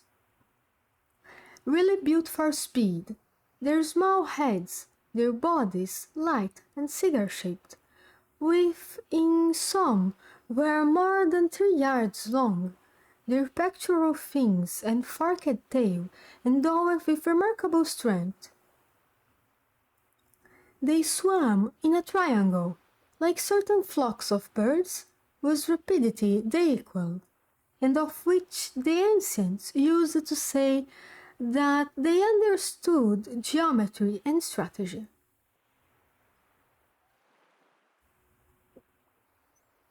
But still they do not escape the pursuit of the Provençals, who esteem them as highly as the inhabitants of the Propontis and of Italy used to do. And these precious, but blind and foolhardy creatures perished by millions in the nets of the Marseillais.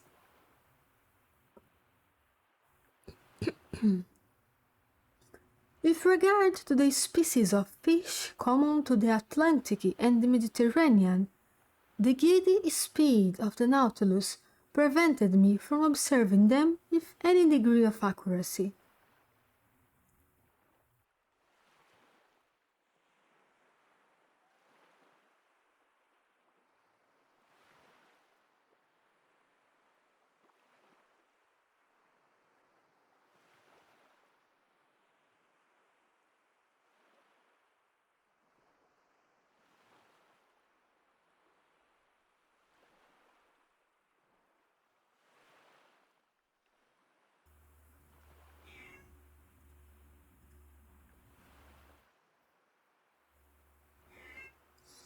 As to marine mammals, I thought, in passing the entrance of the Adriatic, that I saw 2 or 3 cachalots furnished with one dorsal fin, of the genus Piscetera, some dolphins of the genus Globicephali, peculiar to the Mediterranean, the black part of the head being marked like a zebra with small lines, also a dozen of seals with white bellies and black hair, known by the name of monks, and which really have the air of a Dominican.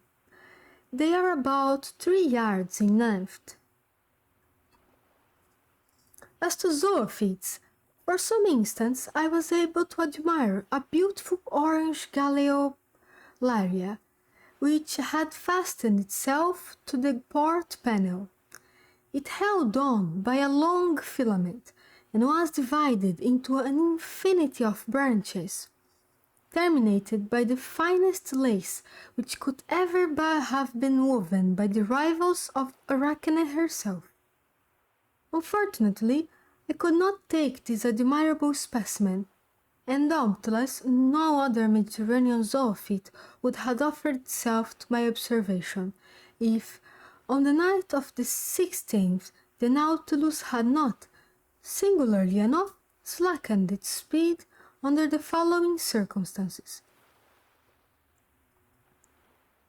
We were then passing between Sicily and the coast of Tunis. In the narrow space between Cape Bon and the Straits of Messina, the bottom of the sea rose almost suddenly. There was a perfect bank on which there was not more than 9 fathoms of water, whilst on either side the depth was 90 fathoms. The Nautilus had to maneuver very carefully so as to not strike against the submarine barrier. I showed Conseil on the map of the Mediterranean the spot occupied by this reef. "But if you please, sir," observed Conseil, "it is like a real isthmus joining Europe to Africa." "Yes, my boy, it forms a perfect bar to the Straits of Libya, and the soundings of Smith have proved that in former times the continents between Cape Bocco and Cape Furina were joined. I can well believe it, said Conseil. I will add, I continued, that a similar barrier exists between Gibraltar and Ceuta, which in geological times formed the entire Mediterranean. What if some volcanic burst should one day raise these two barriers above the waves? It's not probable, Conseil. Well, but allow me to finish, please, sir. If this phenomenon should take place, it will be troublesome for Mr. Lesseps, who has taken so much pains to pierce the isthmus. I agree with you, but I repeat, Conseil, this phenomenon will never happen. The violence of subterranean force is ever diminishing. Volcanoes, so plentiful in the first days of this world, are being extinguished by degrees. The internal heat is weakened, the temperature of the lower strata of the globe is lowered by a perceptible quantity every century, to the detriment of our globe, for its heat is its life. But the sun? The sun is not sufficient, Conseil. Can it give heat to a dead body?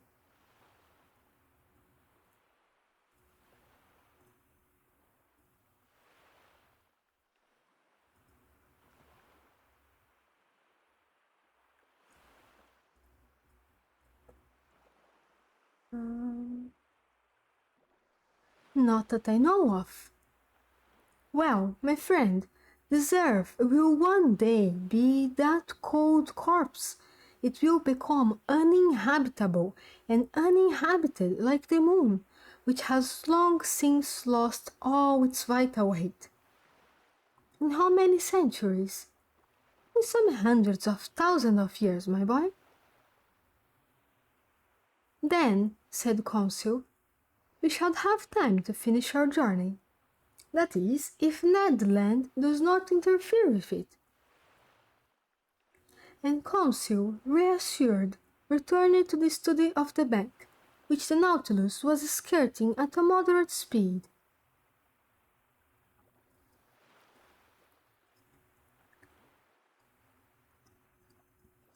There, beneath the rocky and volcanic bottom, lay out spread a living flora of sponges and reddish eye dips, which emitted a slight phosphorescent light, commonly known by the name of sea cucumbers, and walking comatula, or more than a yard long, the purple of which completely colored the water around.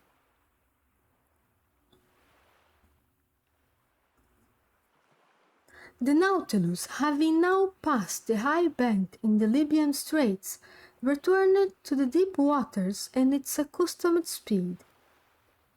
From that time, no more mollusks, no more reticulates, no more zoophytes, barely a few large fish passing like shadows. During the night of the 16th and 17th of February, he had entered the second Mediterranean basin, the greatest depth of which was 1,450 fathoms. The Nautilus, by the action of its crew, slid down the inclined planes and buried itself in the lowest depths of the sea. On the 18th of February, about 3 o'clock in the morning, we were at the entrance of the Straits of Gibraltar. There once existed two currents, an upper one, long since recognized, which conveys the waters of the ocean into the basin of the Mediterranean, and a lower counter-current, which reasoning has now shown to exist. Indeed, the volume of water in the Mediterranean incessantly added to by the waves of the Atlantic and by rivers falling into it, would each year raise the level of the sea, for its evaporation is not sufficient to restore the equilibrium.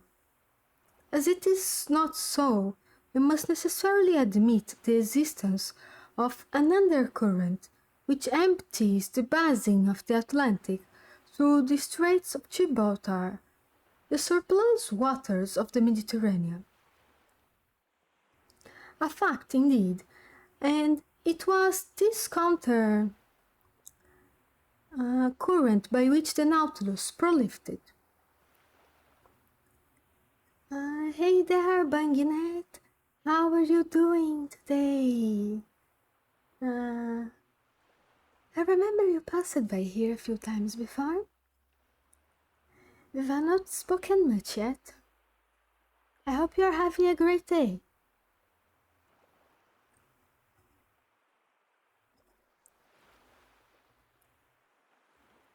I'm sorry I don't have much more to tell since I don't know you that well.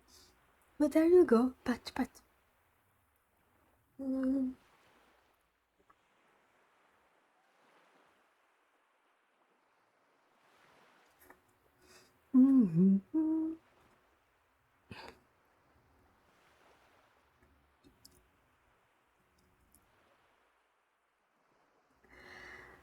It advanced rapidly by the narrow pass. For one instant...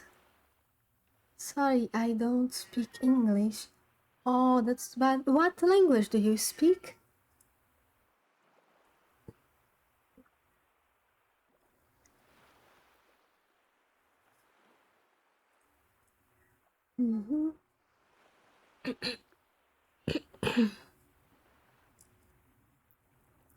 For one instant I caught a glimpse of the beautiful ruins of the temple of Hercules, buried in the ground, according to Pliny, and with the low island which supports it.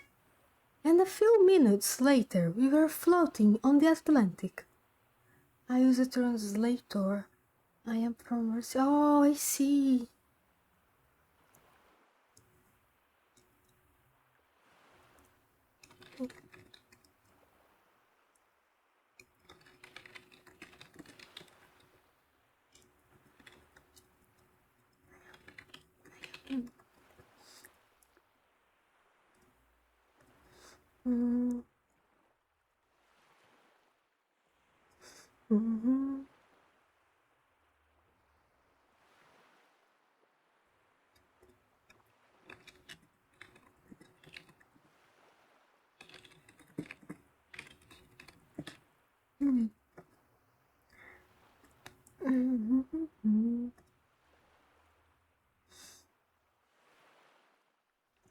The Atlantic, a vast sheet of water.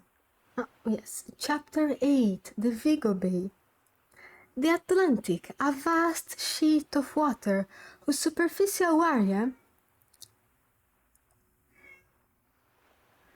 covers 25 millions of square miles, the length of which is 9,000 miles, with a mean breadth of 2,700, an ocean whose parallel winding shores embrace an immense circumference, watered by the largest rivers of the world, the St. Lawrence, the Mississippi, the Amazon, the Plata, the Orinoco, the Niger, the Senegal, the Elbe, the Loire, and the Rhine, which carry water from the most civilized as well as from the most savage countries.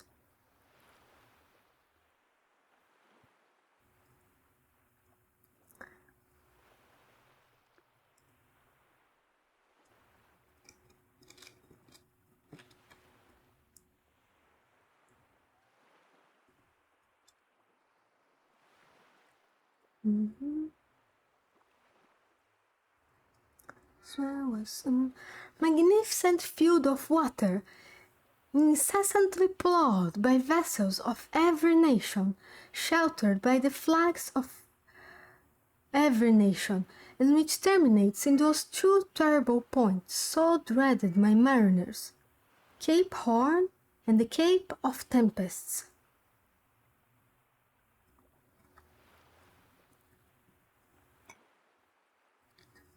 The Nautilus was piercing the water with its sharp spur, after having accomplished nearly 10,000 leagues in 3 months and a half, a distance greater than the great circle of the earth. Where were we going now, and what was reserved for the future? The Nautilus, leaving the Straits of Gibraltar, had gone far out. It returned to the surface of the waves, and our daily walks on the platform were restored to us. I mounted at once, accompanied by Ned Land and Conseil.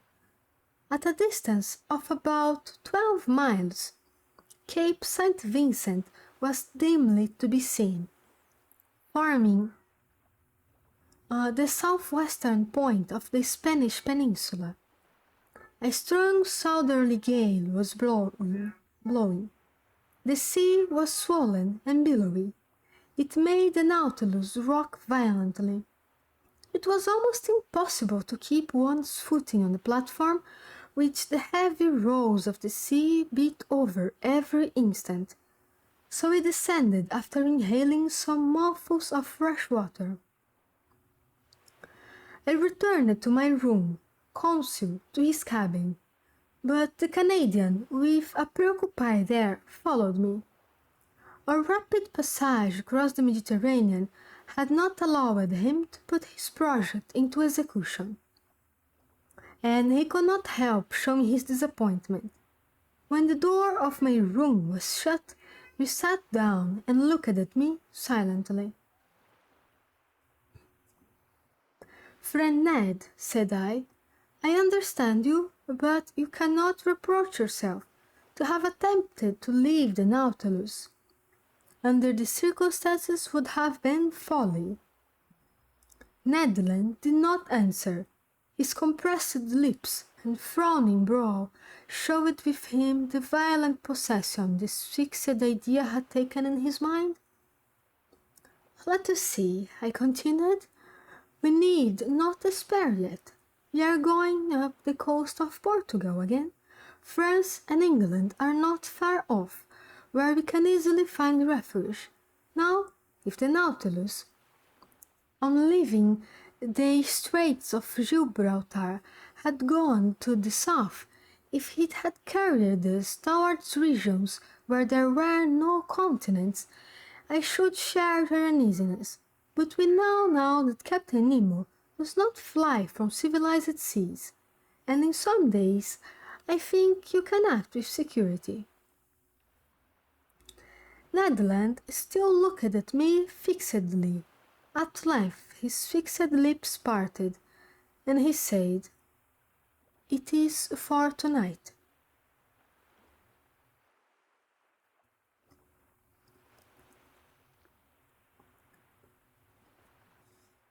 I drew myself up suddenly.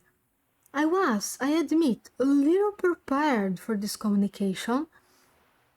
I wanted to answer the Canadian, but words would not come. "We agreed to wait for an opportunity," continued Ned Land, "and the opportunity has arrived. This night we shall be but a few miles from the Spanish coast. It is cloudy, the wind blows freely. I have your word, Mr. Aronnax, and I rely upon you." As I was still silent, the Canadian approached me. "Tonight, at 9 o'clock," said he. "I have warned Conseil. At the moment, Captain Nemo will be shut up in his room, probably in bed. Neither the engineers nor the ship's crew can see us. Conseil and I will gain the central staircase, and you, Mr. Aronnax, will remain in the library, 3 steps from us, awaiting my signal. The oars, the mast, and the sail are in the canoe. I have even succeeded in getting in some provisions. I have procured an English wrench. to unfasten the bolts which attached to the shell of the Nautilus. So I was ready till tonight. The sea is bad. That I allow, replied the Canadian. But we must risk that. Liberty is worth paying for. Besides, the boat is strong, and a few miles with a fair wind to carry us. It is no great thing. Who knows? But by tomorrow we may be 100 leagues away. Let circumstances only favor us, and by 10 or 11 o'clock we shall have landed on some spot in terra firma, alive or dead. But until now, till tonight. With these words, the Canadian withdrew, leaving me almost dumb. Yes, that doesn't sound like a great idea.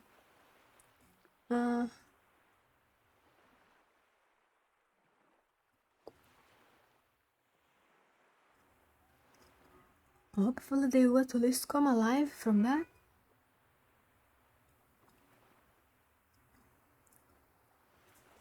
I had imagined that, the chance gone, I should have time to reflect and discuss the matter.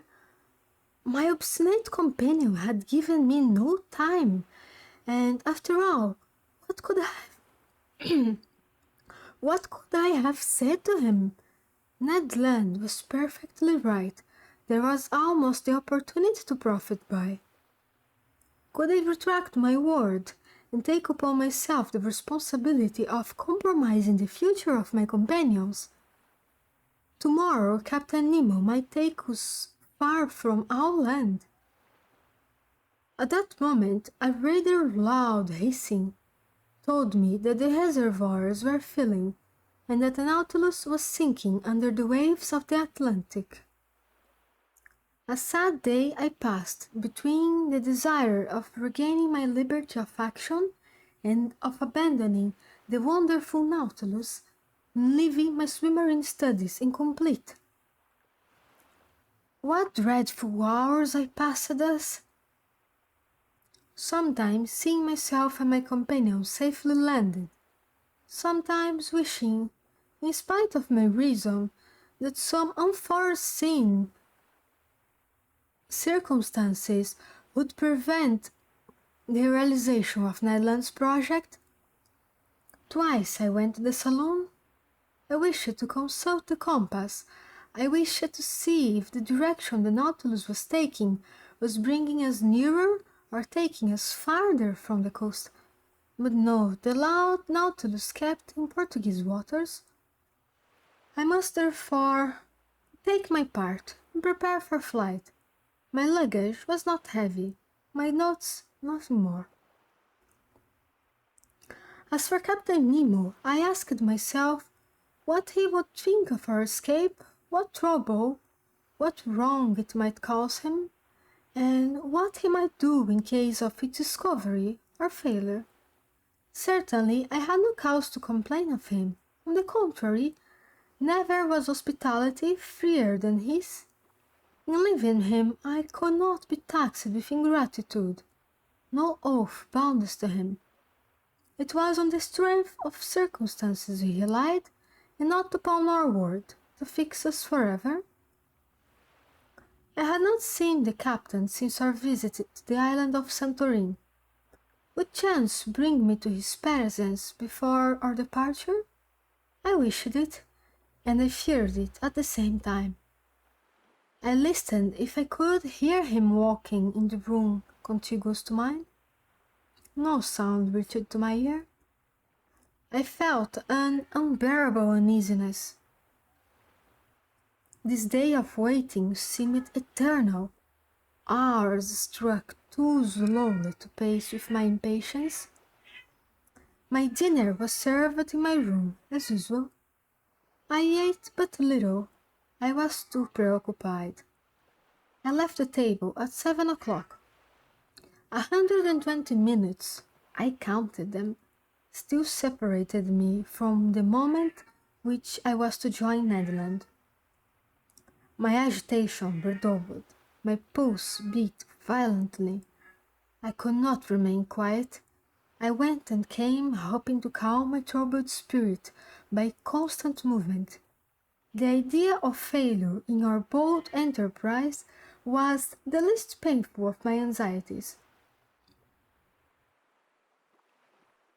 But the thought of seeing our project discovered before leaving the Nautilus, of being brought before Captain Nemo, irritated or, what was worse, saddened at my desertion, made my heart beat. I wanted to see the saloon for the last time. I descended the stairs and arrived in the museum where I had passed so many useful and agreeable hours. I looked at its riches, all its treasures, like a man on the eye of an eternal exile who was leaving never to return. These wonders of nature, these masterpieces of art, amongst which for so many days my life had been concentrated, I was going to abandon them forever. I should like to have taken a last long look through the windows of the saloon into the waters of the Atlantic, but the panels were hermetically closed, and a cloak of steel separated me from that ocean which I had not yet explored. In passing through the saloon, I came near the door.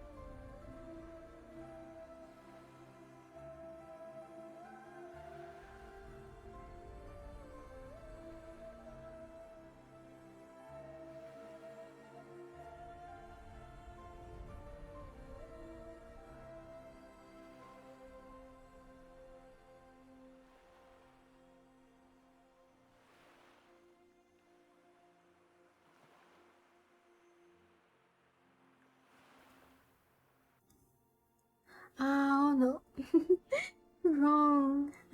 Sorry for that. Where have I stopped then? I think it was.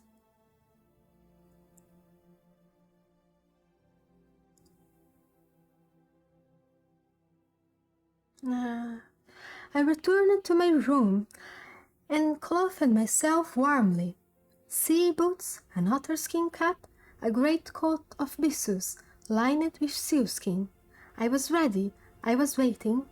The vibration of the screw alone broke the deep silence which reigned on board. I listened attentively. Would no loud voice suddenly inform me that Ned Land had been surprised in his projected flight? A mortal dread hung over me.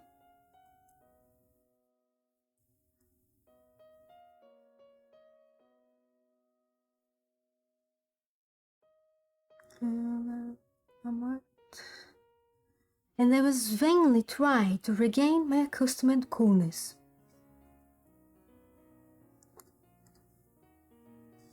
At a few minutes to 9, I put my ear to the captain's door. No noise. I left my room and returned to the saloon, which was half in obscurity, but deserted. I opened the door communicating with the library. The same insufficient light, the same solitude.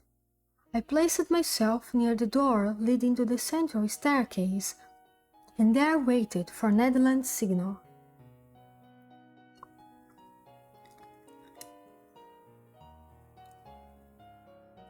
At that moment, the trembling of the screw sensibly diminished. Then it stopped entirely. The silence was now only disturbed by the beatings of my own heart. Suddenly, a slight shock was felt, and I knew that the Nautilus had stopped at the bottom of the ocean. My uneasiness increased. The Canadian signal had not come. I felt inclined to join Ned Land and beg of him to put off his attempt. I felt that we were not sailing under usual conditions. At this moment, the door of the large saloon opened, and Captain Nemo appeared. He saw me, and without further preamble, began in an audible tone of voice. "Ah, sir, I have been looking for you. Do you know the history of Spain?" Now, one might know the history of one's own country by heart, but in the condition I was at the time, with troubled mind and head quite lost, I could not have said a word of it. "Well," continued Captain Nemo, "you heard my question? Do you know the history of Spain?" "Very slightly," I answered. "Well, here are learned men having to learn," said the captain. "Come, sit down, and I will tell you a curious episode in this history." "Sir, listen well," said he. "This history will interest you on one side, for it will answer a question which doubtless you have not been able to solve." "I listen, Captain," said I, not knowing what my interlocutor was driving at, and asking myself if this incident was bearing on our projected flight.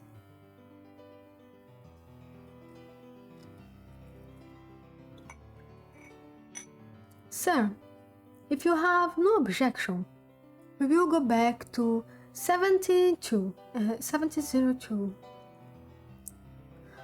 You cannot be ignorant of that your king, Louis XIV, thinking that the gesture of a potentate was sufficient to bring the Pyrenees under his yoke, had imposed the Duke of Anjou, his grandson, on the Spaniards. This prince reigned more or less badly under the name of Philip V, and had a strong party against him abroad. Indeed, the preceding year, the royal houses of Holland, Austria, and England had concluded a treaty of alliance at The Hague, with the intention of plucking the crown of Spain from the head of Philip V, and placing it on that of an archduke to whom they prematurely gave the title of Charles III. Spain must resist this coalition, but she was almost entirely unprovided with either soldiers or sailors. However, money would not fail them, provided that their galleons, laden with gold and silver from America, once entered their ports. And about the end of 72, they expected a rich convoy which France was escorting with a fleet of 23 vessels commanded by Admiral Chateau Renaud, for the ships of the coalition were already beating the Atlantic.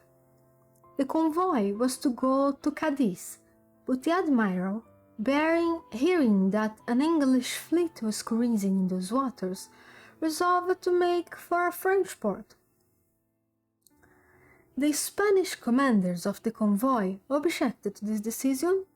They wanted to be taken to a Spanish port, and if not to Cadiz, into Vigo Bay, situated on the northwest coast of Spain, and which was not blocked. Admiral Chateau Renaud had the rashness to obey this injunction, and the galleons entered Vigo Bay. Unfortunately, it formed an open road which could not be defended in any way. They must therefore hasten to unload the galleons before the arrival of the combined fleet. And time would not have failed them had not a miserable question of rivalry suddenly arisen. "You are following the chain of events?" asked Captain Nemo. "Perfectly," said I, not knowing the end proposed by this historical lesson. I will continue. This is what passed. The merchants of Cadiz had a privilege by which they had the right of receiving all merchandise coming from the West Indies. Now, to disembark these ingots at the port of Vigo was depriving them of their rights. They complained at Madrid and obtained the consent of the weak-minded Philip that the convoy, without discharging its cargo, should remain sequestered in the roads of Vigo until the enemy had disappeared. But whilst coming to this decision, on the 22nd of October 72, the English vessels arrived in Vigo Bay, when Admiral Chateau Renaud, in spite of inferior forces, fought bravely. But seeing that the treasure must fall into the enemy's hands, he burnt and scuttled every galleon which went into the bottom with their immense riches. Captain Nemo stopped. I admit I could not see why this history would interest me. "Well," I asked. "Well, Mr. Aronnax," replied Captain Nemo, "we are in that Vigo Bay, and it rests with yourself whether you will penetrate its mysteries." The captain rose, telling me to follow him. I had had time to recover. I obeyed. The saloon was dark, but through the transparent glass the waves were sparkling. I looked. For half a mile around the Nautilus, the waters seemed bathed in electric light. The sandy bottom was clean and bright. Some of the ship's crew, in their diving dresses, were clearing away half-rotten barrels and empty cases from the midst of the blackened wrecks. From these cases and from these barrels escaped ingots of gold and silver, cascades of piastres and jewels. The sand was heaped up with them. Laden with their precious booty, the men returned to the Nautilus, disposed of their burden, and went back to this inexhaustible fishery of gold and silver. I understood now. This was the scene of the battle of the 2nd of October, 72. Here, on this very spot, the galleons laden with the Spanish government had sunk. Here, Captain Nemo came, according to his wants, to pack up these millions with which he burdened the Nautilus. It was for him and for him alone. America had given up her precious metals. He was here direct, without anyone to share in those treasures torn from the Incas and from the conquered of Ferdinand Cortes.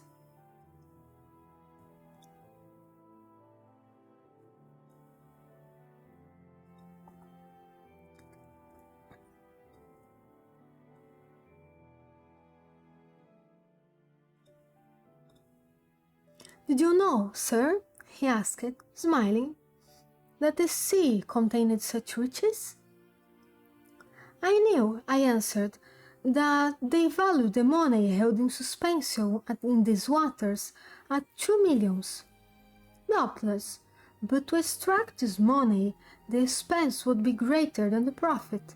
Here, on the contrary, I have but to pick up what man has lost, and not only in Vigo Bay, but in 1,000 other spots where shipwrecks have happened, and which are marked on my swimmer map. Can you understand now the source of the millions I am worth? I understand, Captain, but allow me to tell you that in exploring Vigo Bay, you have only been beforehand with a rival society. And which? A society which has received from the Spanish government the privilege of seeking these buried galleons. The shareholders are led on by the allurement of an enormous bounty, for they value these rich shipwrecks at 500 millions. 500 millions they were, answered Captain Nemo, but they are so no longer. Just so, said I, and a warning to those shareholders would be an act of charity, but one knows if it would be well received. What gamblers usually regret above all is less the loss of their money than of their foolish hopes. After all, I pity them less than the thousands of unfortunates to whom so much riches well distributed would have been profitable, whilst to them they will be forever barren. I had no sooner expressed this regret than I felt that it must have wounded Captain Nemo. "Baron," he exclaimed with animation, "do you think then, sir, that these riches are lost because I gather them? Is it for myself alone, according to your idea, that I take the trouble to collect these treasures? Who told you that I did not make a good use of it? Do you think I am ignorant that there are suffering beings and oppressed races on this earth, miserable creatures to console, victims to avenge? Do you not understand?" Captain Nemo stopped at these last words, regretting perhaps that he had spoken so much, but I had guessed that, whatever the motive which had forced him to seek independence under the sea, it had left him still a man, that his heart still beat for the sufferings of humanity, and that his immense charity was for oppressed races as well as individuals. And I then understood for whom those millions were destined, which were forwarded by Captain Nemo when the Nautilus was cruising in the waters of Crete. Chapter 9: A Vanished Continent.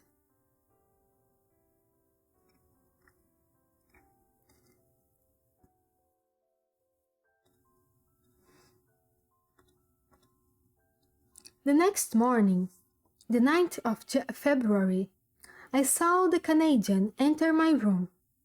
I expected his visit. He looked very disappointed. "Well, sir?" said he. "Well, Ned, fortune was against us yesterday." "Yes, that captain must needs stop exactly at the hour we intended leaving this vessel." "Yes, Ned, he had business at his bankers." "His bankers? Our raider his banking house. By that I mean the ocean, where his riches are safer than in the chest of the state. I then related to the Canadian the incidents of the preceding night, hoping to bring him back to the idea of not abandoning the captain, but my recital had no other result than an energetically expressed regret from Ned that he had not been able to take a walk in the battlefield of Vigo on his own account. However, said he, all is not ended. It is only a blow of the harpoon lost. Another time we must succeed, and tonight, if necessary. In what direction is the Nautilus going? I asked. I do not know, replied Ned. Well, at noon we shall see the point. The Canadian returned to council. As soon as I was dressed, I went into the saloon. The compass was not reassuring. The course of the Nautilus was SSW. We were turning our backs on Europe. I waited with some impatience till the ship's place was sprinkled on the chart. At about 11:30, the reservoirs were emptied and our vessel rose to the surface of the ocean. I rushed towards the platform. Ned Land had preceded me. No more land in sight. Nothing but an immense sea. Some sails on the horizon, doubtless those going to San Roque in search of favorable winds for doubling the Cape of Good Hope. The weather was cloudy. 1 second.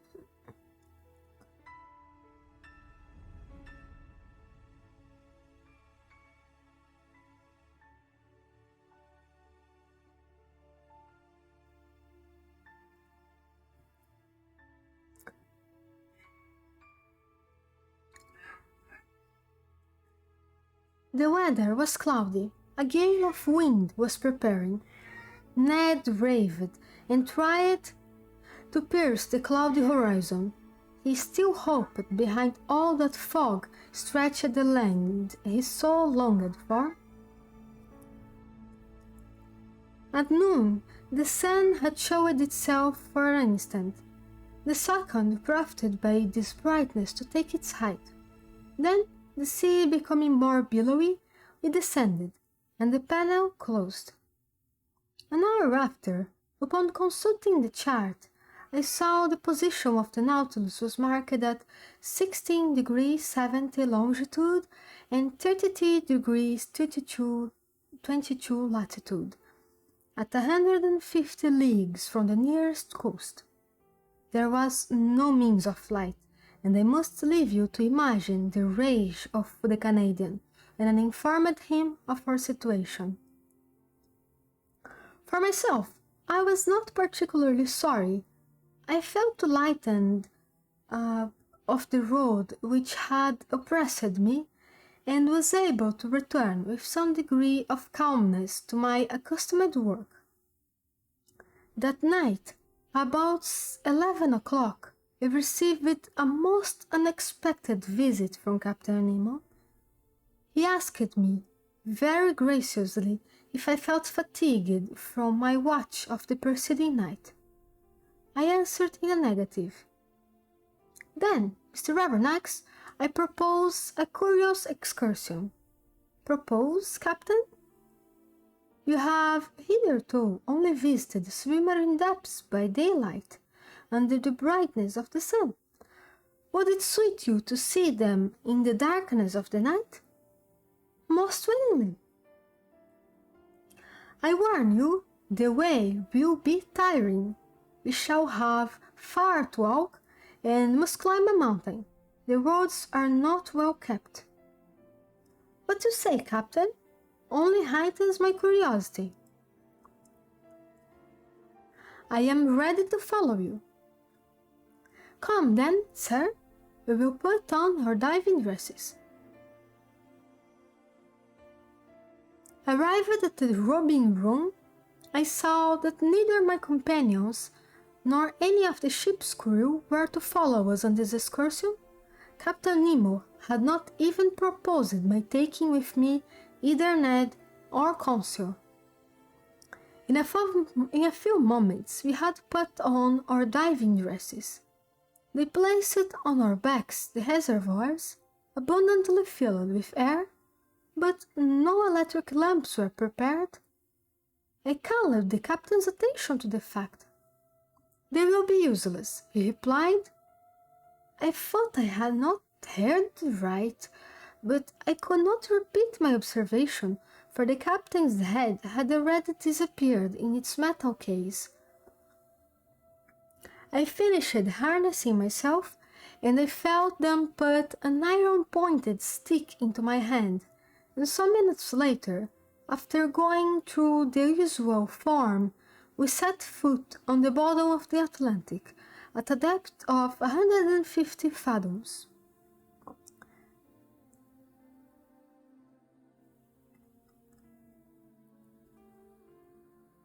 Midnight was near.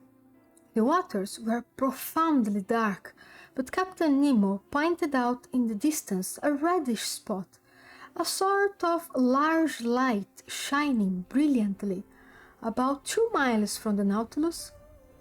What this fire might be, what could feed it, why and how it lit up the liquid mass, I could not say. In any case, it did light our way. Vaguely, it is true, but I soon accustomed myself to the peculiar darkness, and I understood, under such circumstances, the uselessness of the Ruhmkorff apparatus.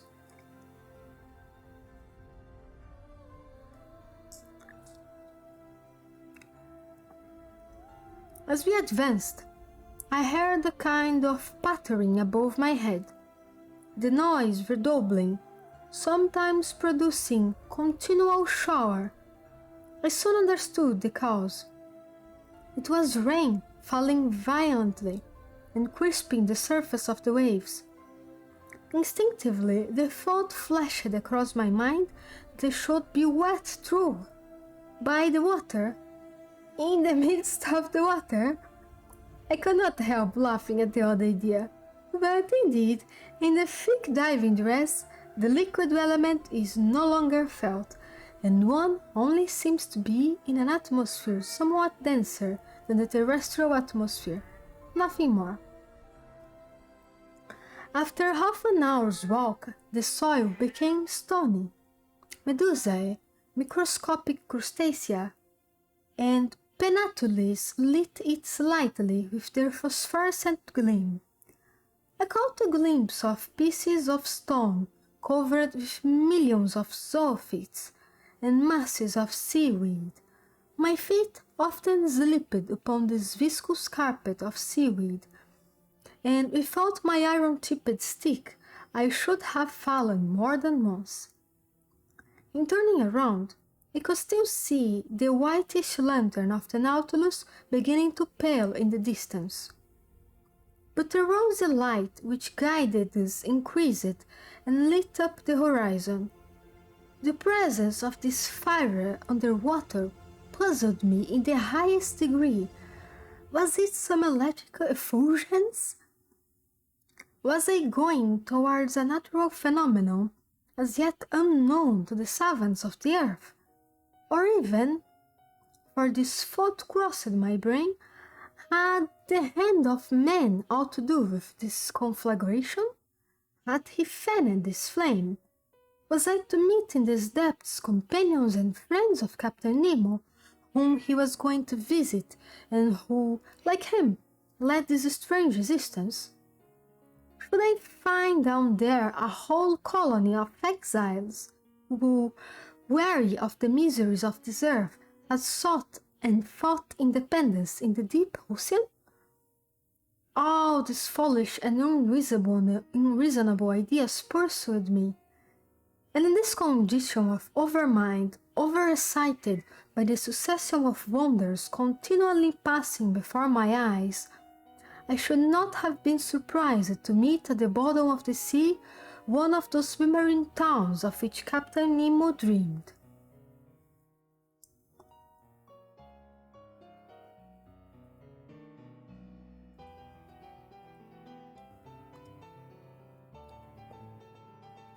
Our road grew lighter and lighter. The white glimmer came in rays from the summit of a mountain about 800 feet high. But what I saw was simply a reflection developed by the clearness of the waters. The source of this inexplicable light was a fire on the opposite side of the mountain.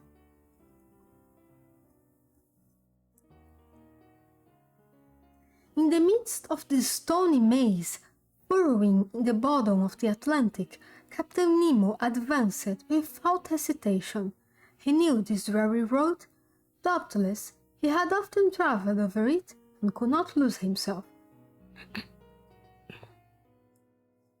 I followed him with unshaken confidence.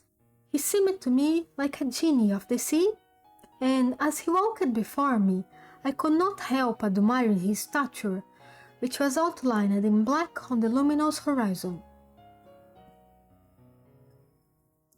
It was 1 in the morning when we arrived at the first slopes of the mountain, but to gain access to them we must venture through the difficult paths of a vast copse. Yes, a copse of dead trees, without leaves, without sap, trees petrified by the action of the water, and here and there overtopped by gigantic pines. It was like a coal pit, still standing, holding by the roots to the broken soil, and whose branches, like fine black paper cuttings, showed distinctly on the watery ceiling. Picture to yourself a forest in the Hartz, hanging on to the sides of the mountain, but a forest swallowed up. The paths were encumbered with a seaweed and fucus, between which grovelled a whole world of crustacea. I went along, climbing the rocks, striding over extended trunks, breaking the sea bindweed which hung from one tree to the other, and frightening the fishes which flew from branch to branch. Pressing onward, I felt no fatigue. I followed my guide, who was never tired. What a spectacle! Can I express it? How can I paint the aspect of the woods and rocks in this medium, their underparts dark and wild, the upper colored with red tints by that light which the reflecting powers of the waters doubled? We climbed rocks which fell directly after with gigantic bounds, and the loud growling of an avalanche. To right and left ran long, dark galleries, where sight was lost. Here opened vast glades, which the hand of man seemed to have worked, and I sometimes asked myself if some inhabitant of the submarine regions would not suddenly appear to me. But Captain Nemo was still mounting. I could not stay behind. I followed boldly.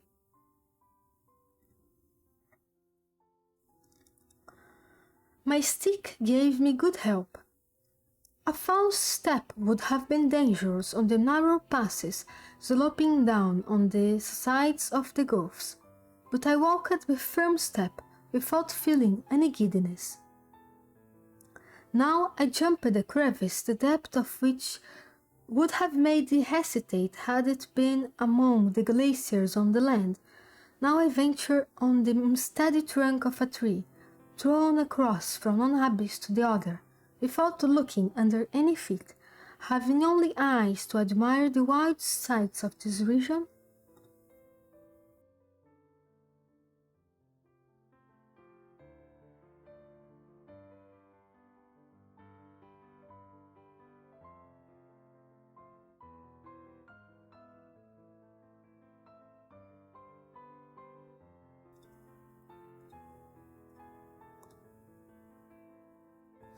There, monumental rocks, leaning on their regularly cut bases, seemed to defy all laws of equilibrium.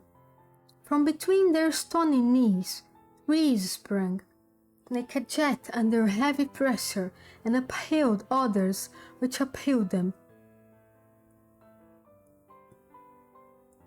Natural towers, large scarps, cut perpendicularly like a curtain, inclined at an angle which the laws of gravitation could never have tolerated in terrestrial regions. 2 hours after quitting the Nautilus, he had crossed the line of trees, and 100 feet above our heads rose the top of the mountain, which cast a shadow on the brilliant irradiation of the opposite slope. Some petrified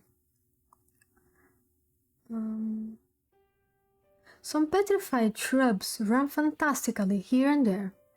Fishes got up under our feet like birds in the long grass. The massive rocks were rent with impenetrable fractures, deep grottos and unfathomable holes, at the bottom of which formidable creatures might be heard moving. My blood curdled when I saw enormous antennae blocking my road, or some frightful claw closing with a noise in the shadow of some cavity. Millions of luminous spots shone brightly in the midst of the darkness. They were the eyes of giant crustacea crouched in their holes, giant lobsters setting themselves up like halberdiers and moving their claws with the clicking sound of pincers. Titanic crabs pointed like a gun on its carriage, and frightful-looking poulps interweaving their tentacles like a living nest of serpents. We had now arrived on the first platform, where other surprises awaited me. Before us lay some picturesque ruins, which betrayed the hand of man and not that of the Creator. They were vast heaps of stone, amongst which might be traced the vague and shadowy forms of castles and temples, clothed with a world of blossoming zoophytes, and over which, instead of ivy, seaweed and fucus threw a thick vegetable mantle. But what was this portion of the globe which had been swallowed by cataclysms? Who had placed these rocks and stones like cromlechs of prehistoric times? Where was I? Whither had Captain Nemo's fancy hurried me? I would fain have I asked him. Not being able to, I stopped him, I seized his arm, but shaking his head and pointing to the highest point of the mountain, he seemed to say, "Come along, come higher." I followed, and in a few minutes I had climbed to the top, which for a circle of 10 yards commanded the whole mass of rock.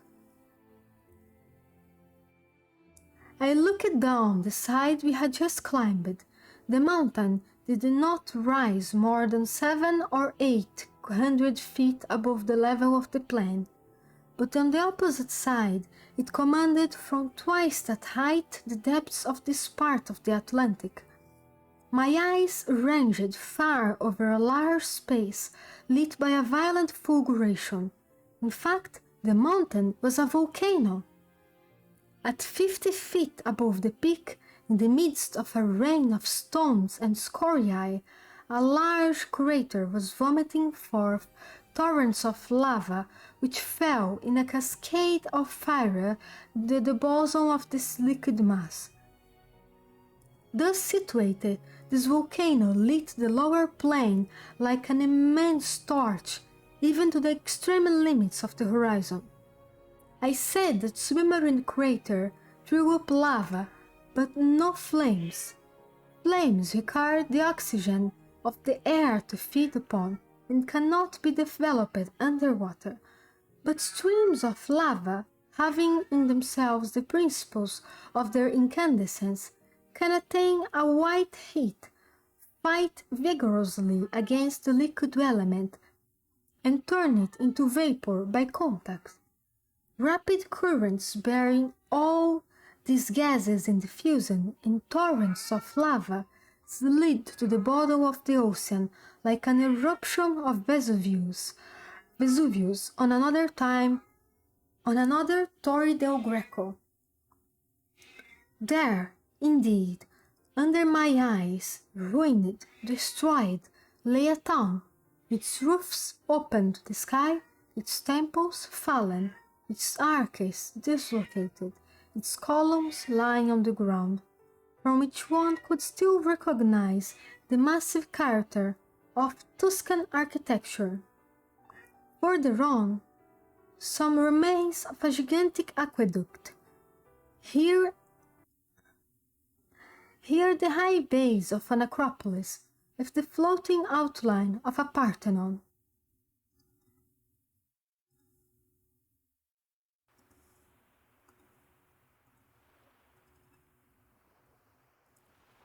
There traces of a quay, as in an ancient port had formerly abutted on the borders of the ocean, and disappeared with its merchant vessels and its war galleys.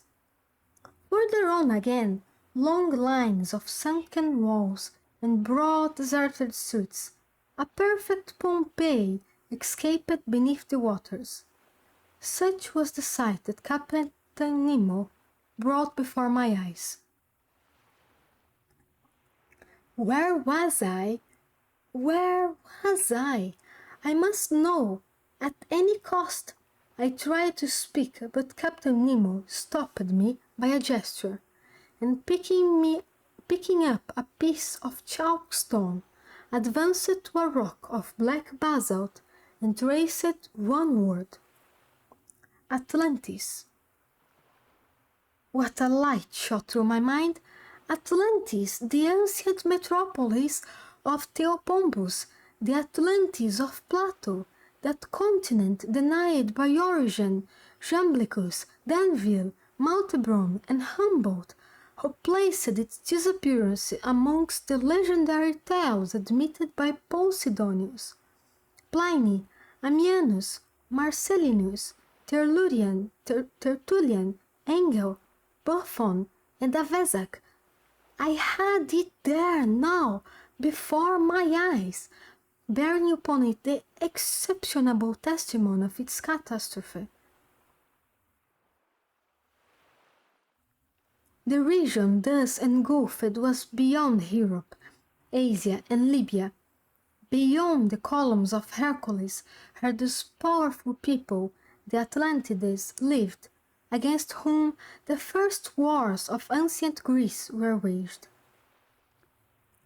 Thus, led by the strangest destiny, I was treading underfoot the mountains of this continent, touching with my hand those ruins 1,000 generations old and contemporary with the geological epochs.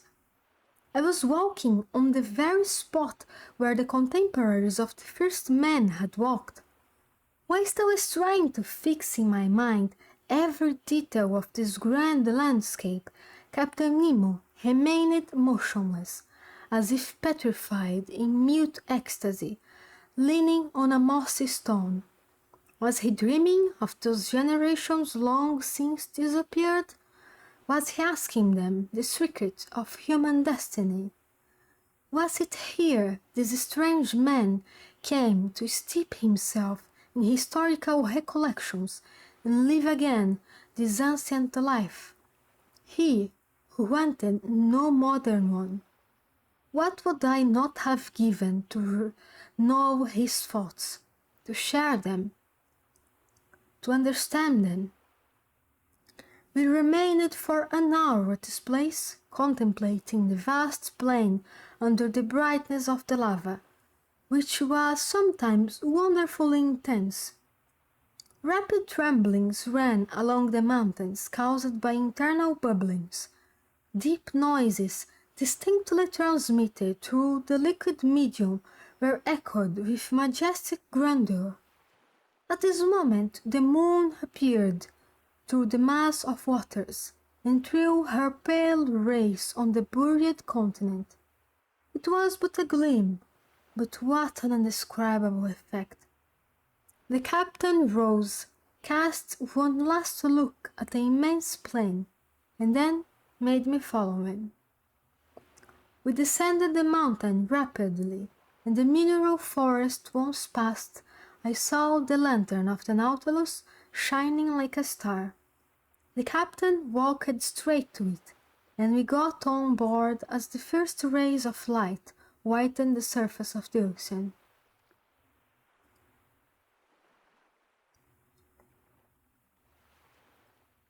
Atlantis, I heard of it before in some games. It is like a mythological town here, isn't it? I kind of feel like drawing this. I was stop here since I am. Oh, the air today is so dry. It is very bad.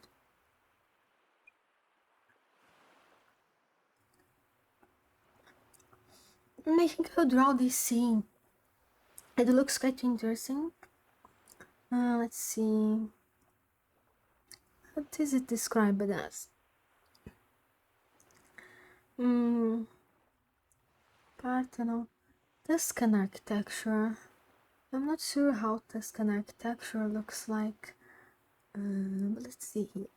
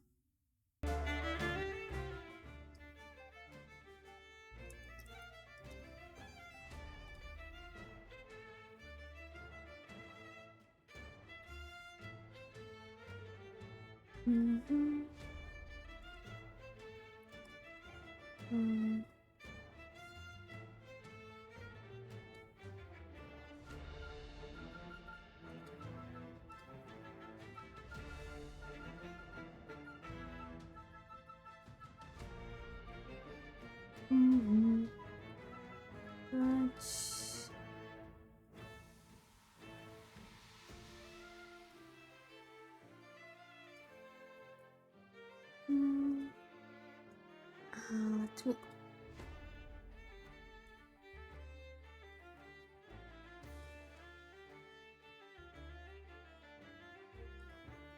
There we go.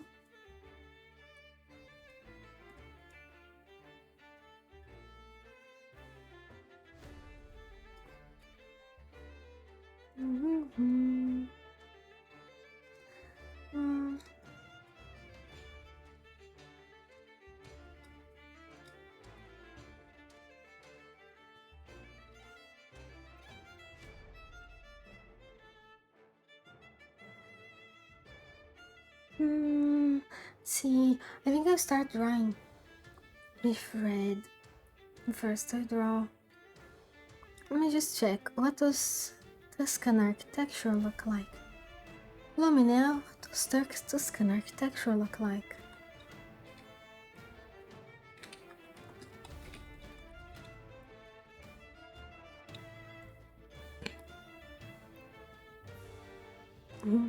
The music is very suitable. It's like a movie from about pirates.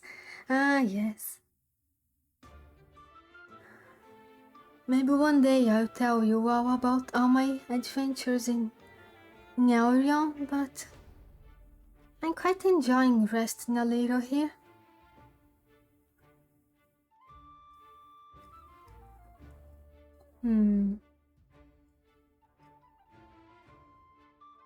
It is quite simple.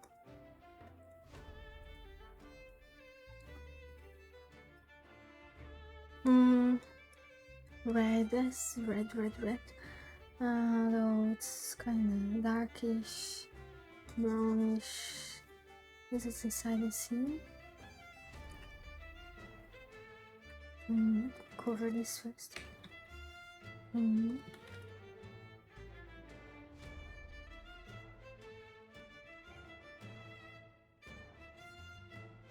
Make it all one solid color.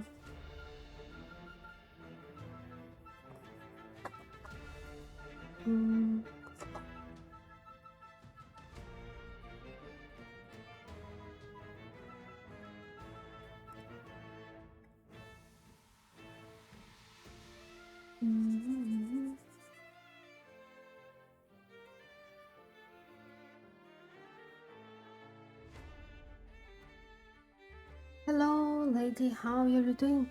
Hello there, Luca. I'm doing great. How about you?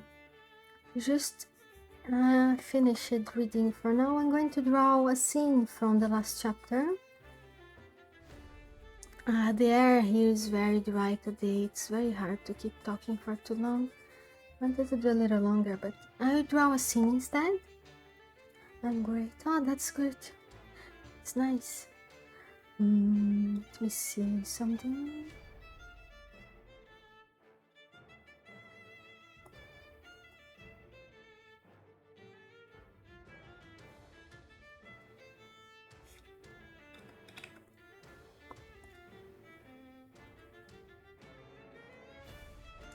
Yeah. So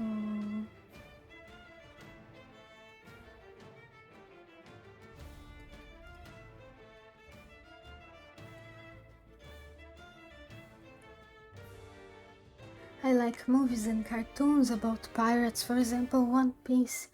Oh, I see. I need to watch that sometime. I haven't watched many things here yet. There's a lot out there. I am new here. You will draw something. Yes, I was reading just now, but I will draw a scene from the last chapter where they find Atlantis. Oh, this color seems suitable. Maybe reddish for a few scenes. Let's see which colors will we use. I think it should be quite red. Maybe it is a little redder as well, and grayish with the buildings. Maybe no, that grayish. So darker, and a very dark color on the plants. Maybe a few greens for the algae. Darker. No, not as dark. There we go. I think that should work. Maybe a brighter. No. Let's see how this works. Sorry about these questions, but are you from? I am from Elrion. I came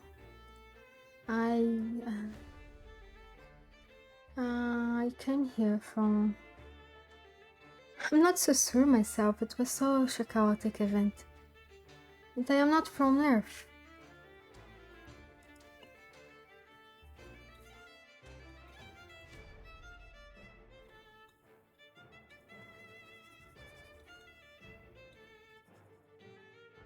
Okay, I think that should work. So let's see. I draw first. I think I'll draw the trees. I see there are some palms in the distance. They're very dark across there. They must be petrified. They shouldn't look too...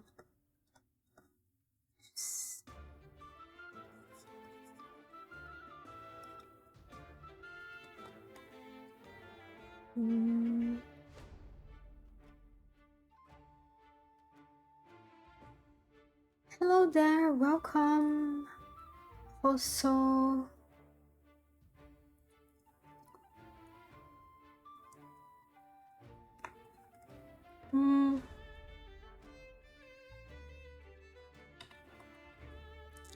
draw a few off. The monuments in the bed.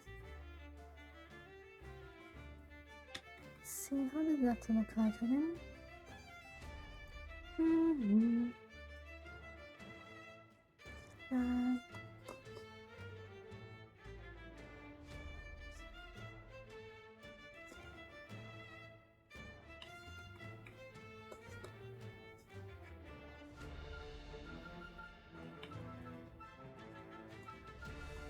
They are standing there in their suits, just contemplating the view.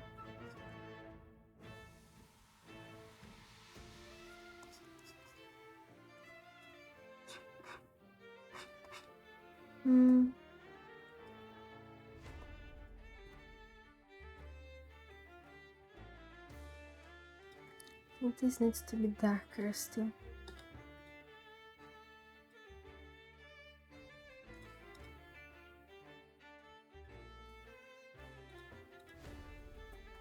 Mm-hmm.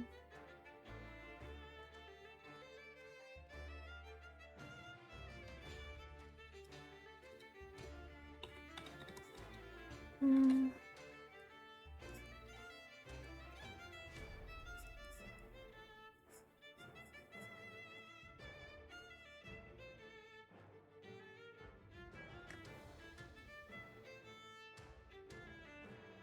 I thought you were Brazilian. No, I don't know. I don't know that country.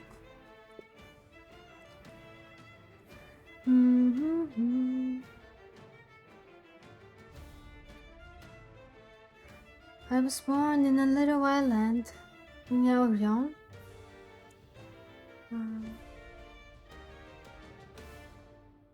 See, how is Tuscan architecture again? It is so simple, but what should I make? Just a few houses in the distance. Few pillars. Use square pillars. Square pillars. Some pillars scattered on the ground.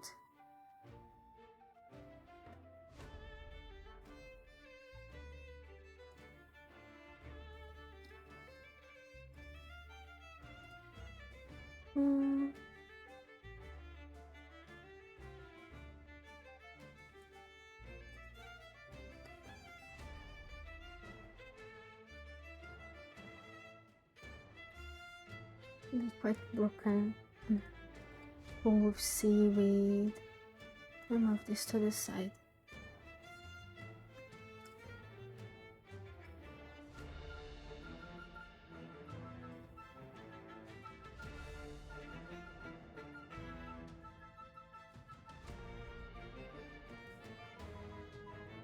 Move a little more off the side as well.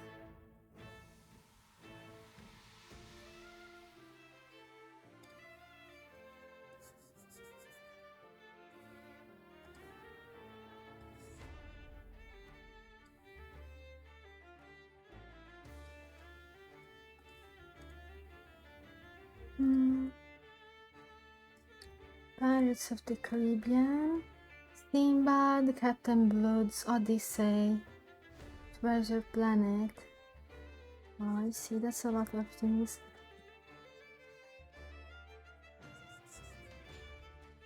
I don't really watch a lot of things. Maybe I should ask Lumina to find me some of those sometime.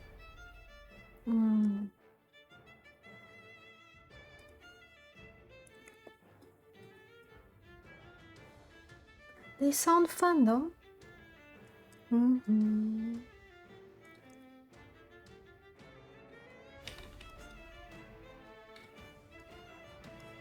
Houses without roofs.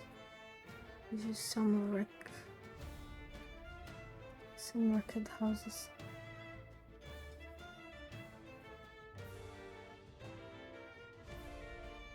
They don't have roofs.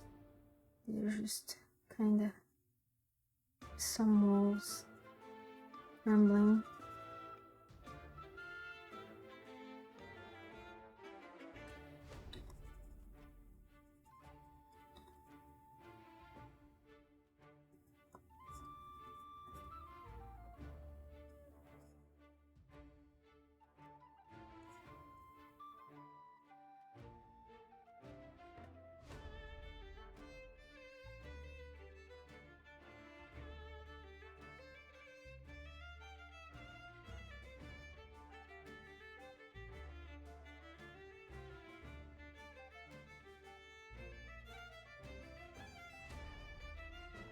I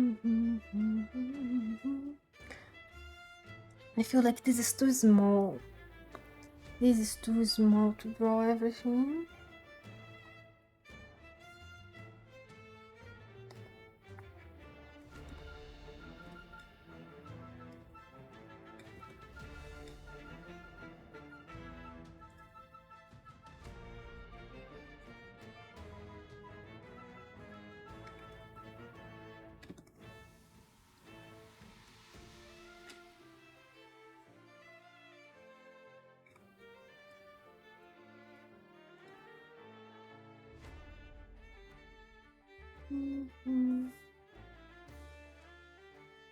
So let's make that bigger.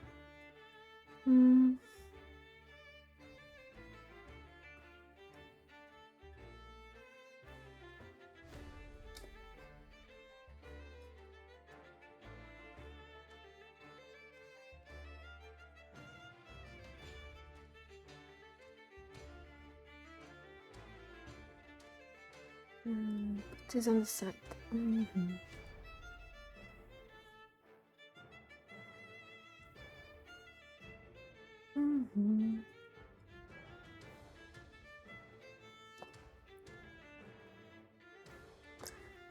That should do.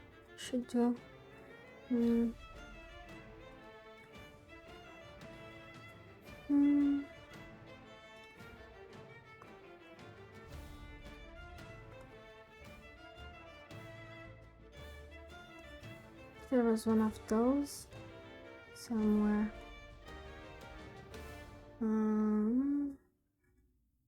So they're just floating by.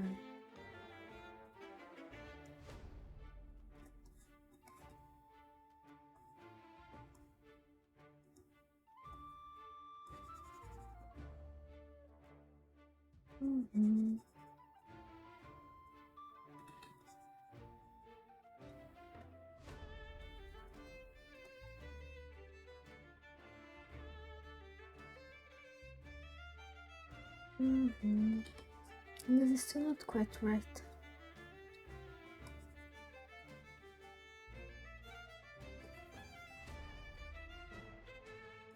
Or maybe it is. Just need more. I'm not quite sure how to make this. Is the lava still red inside the sea, or does it just have a red reflection because it is kind of falling in the sea? I don't know. How is lava when it's beneath the sea? I didn't quite catch that. They'll make as if there was a stream going down. Just would be in a quite weird shape as it gets frozen by the water.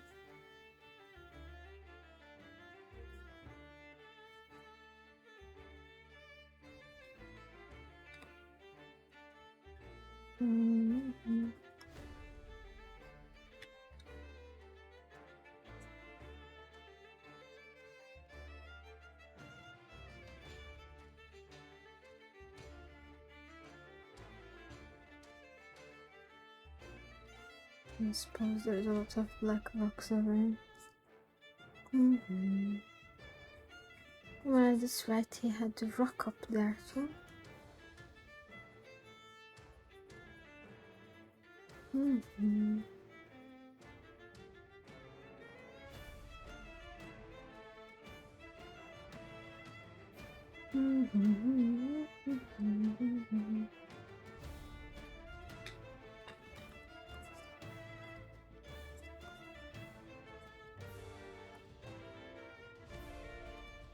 It's too big. I have a problem with this.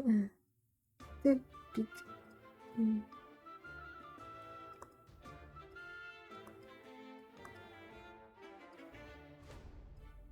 Yeah.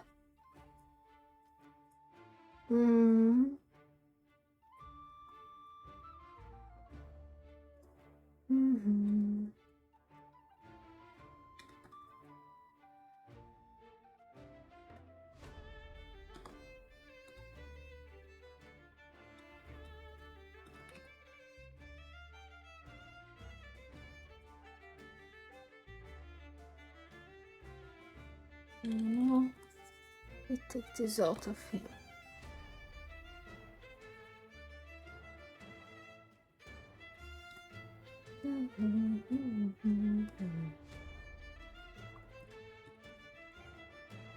And I move this to here.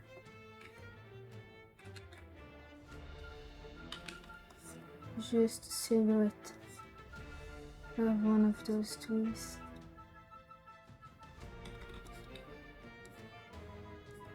One of those petrified trees.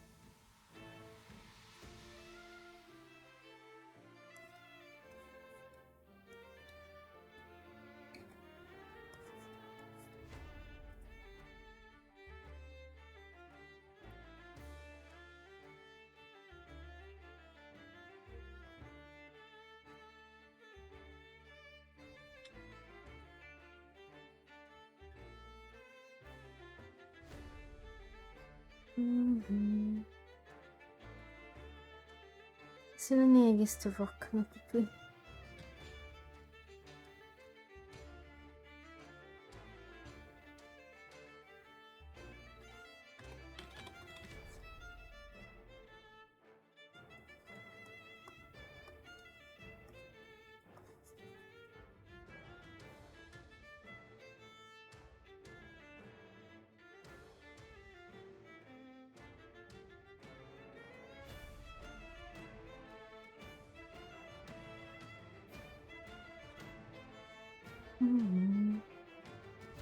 Sen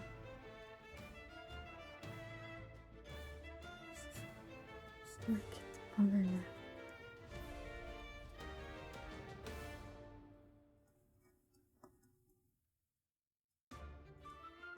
This goes away.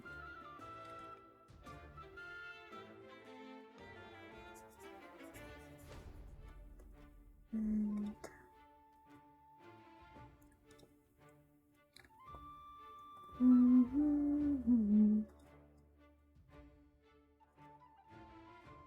I have to be going over this corner for a while.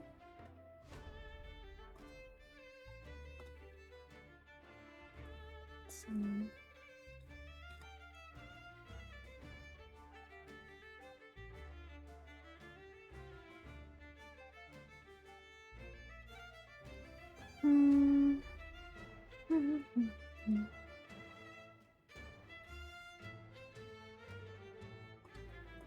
look another stuff that's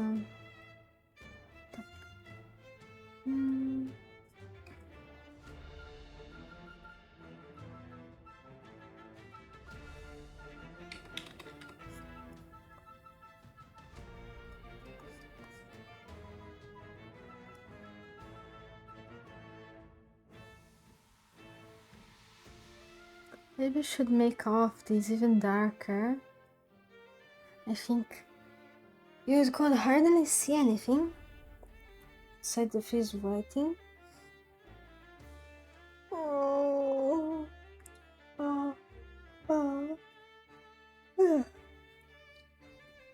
Hey there, Gorillandilla. How are you doing?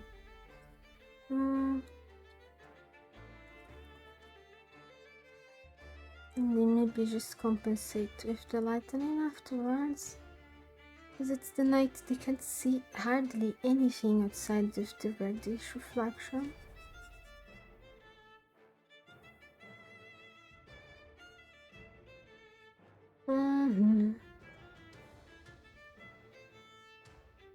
Maybe I shouldn't have tried to draw this, I don't know. It looks like such a mess. A mess. Is it beautiful? I don't know. A beautiful mess.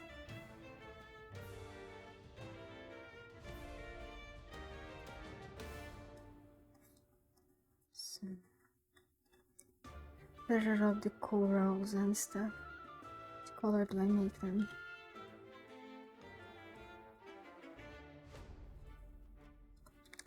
I will try to go with these and see if that's better.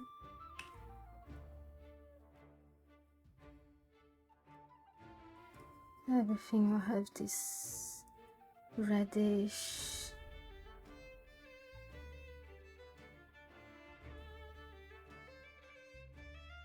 I enjoy art and just looking around to listen to a stream. Oh, I hope you enjoy yourself then. I'm trying to draw a scene from the book I was reading, although it is being a little more complicated than I was hoping for, because everything is dark outside, a little bit of a reflection. So, and it's quite a mess. It is a very messy thing, so I'm not sure to go here. Like, other than some reddish reflection, everything is gonna be pretty much undistinguishable. And there's just stuff everywhere. There are fish flying by. Like there are corals and octopus and... What else do we have here? Anyway. I don't know how to draw all of that. Corals? Supposed to be looking like a coral, some petrified bush. The red does make it better, and I'm not so crazy about how this is going. It's just hard to picture.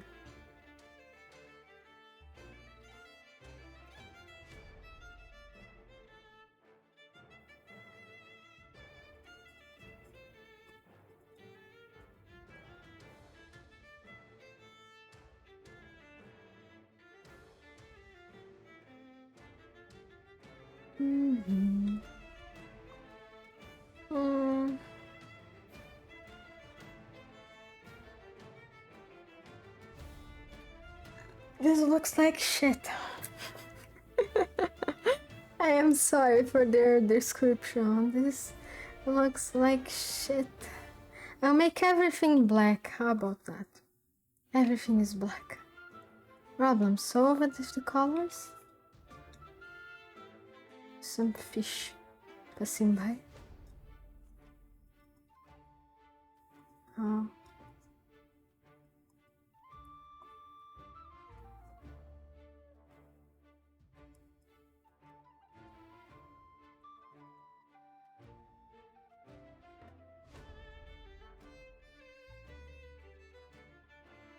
Draw a lot of I can draw to save my life. Yeah. It's all practice.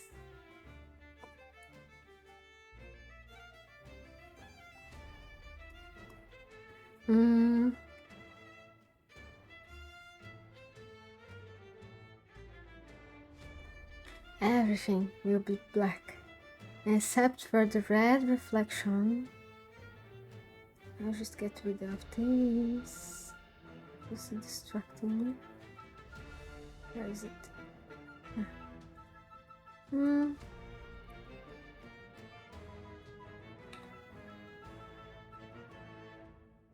I need to learn how to make concept art and such. Oh yeah. Imagine. Although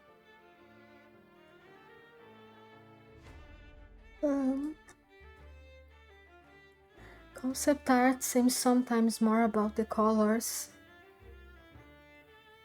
Depending on the concept art you're doing.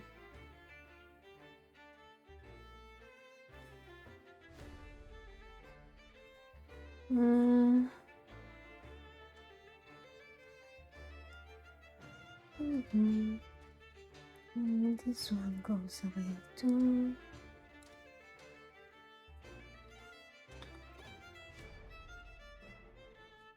This feels so cluttered. There's so much more yet that I haven't.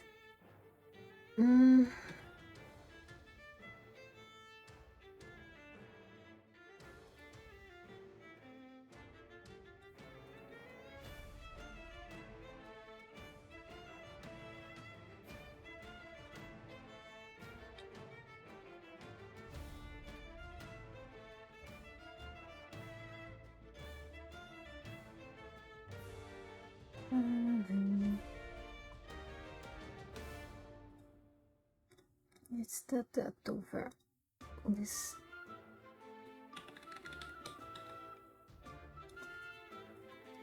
Looks terrible.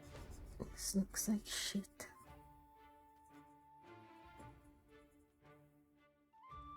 All of this.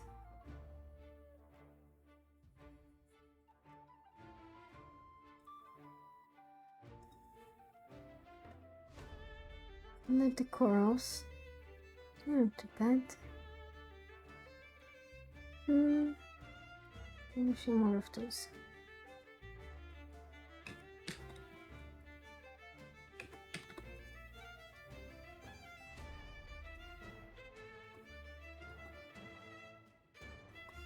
And corals of petrified shrubs, little one.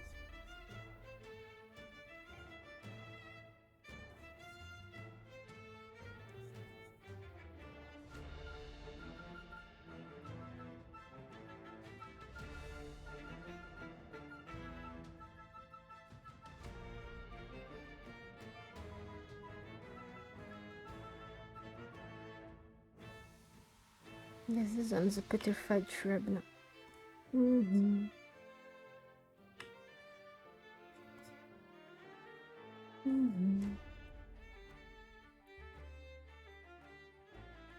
think you are a bit hard on yourself. But I had that much. I don't know. I just don't. At least using one color. This is going somewhere. Maybe should make the ground also even darker. And just a little bit bluish darker.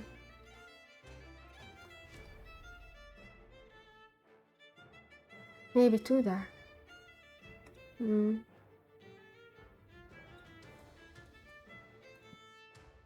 little bit bluisher. Okay, that looks good. That looks like the bottom of the sea now.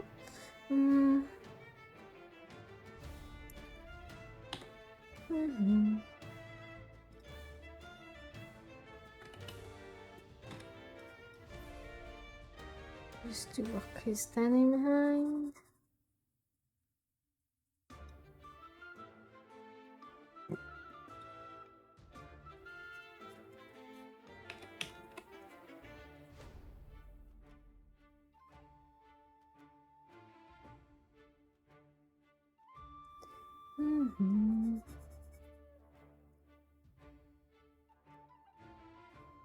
Everything the same color.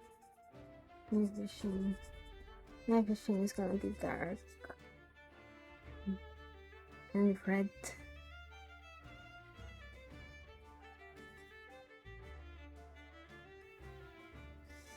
Let me draw them. So make something.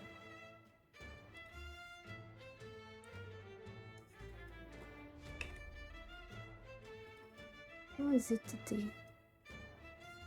I just had some huge circular thing, I suppose.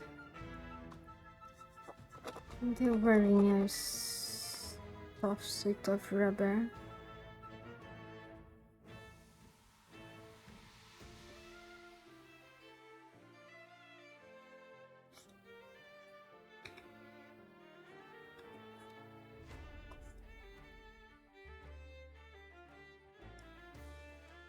They're just sat there admiring the visage and nothing more.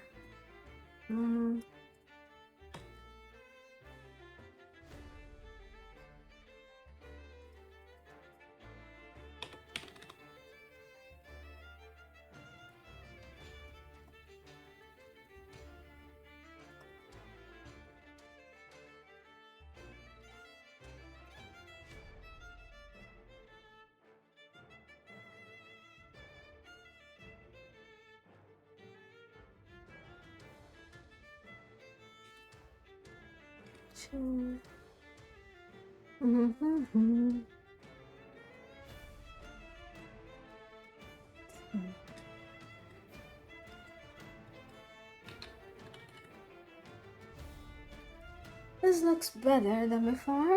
I finally could.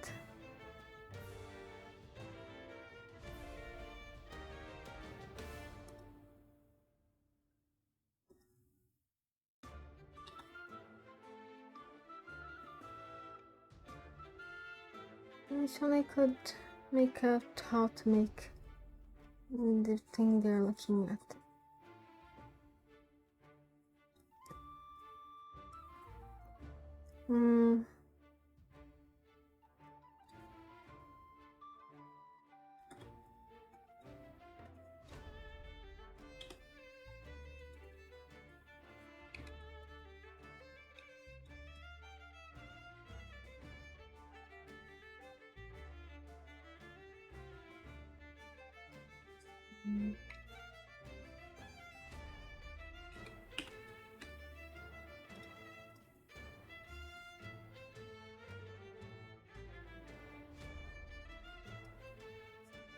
I suppose.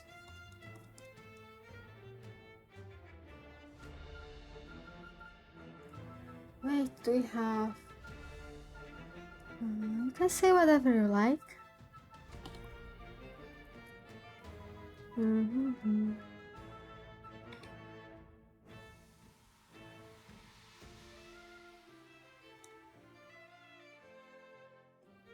Mm-hmm.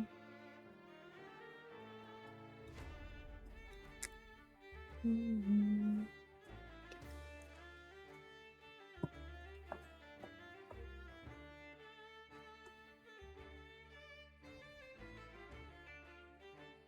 Mm-hmm.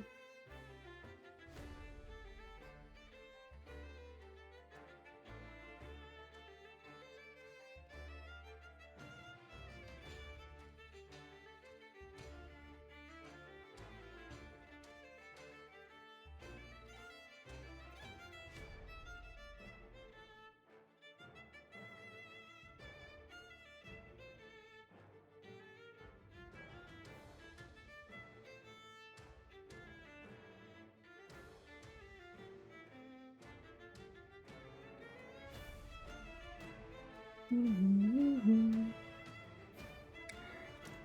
See.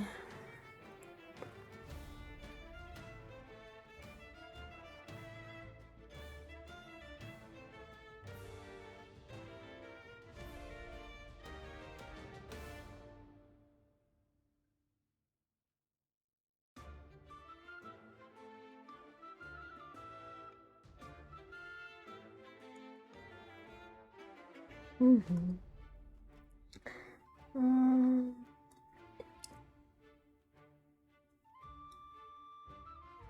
The most difficult part is what they are looking at. And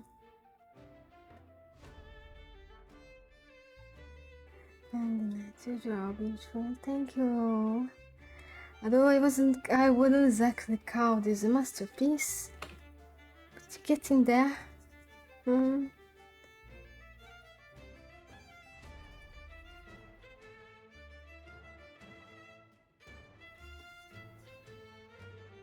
Very rocky place.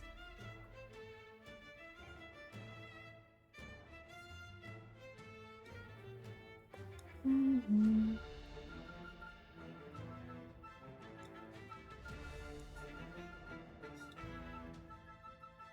Mm-hmm. Mm-hmm.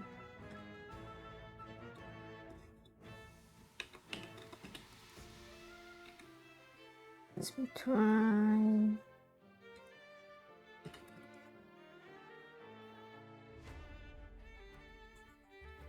Setting out some type of. It shouldn't be too dark there. Maybe this place is actually a little less dark over there.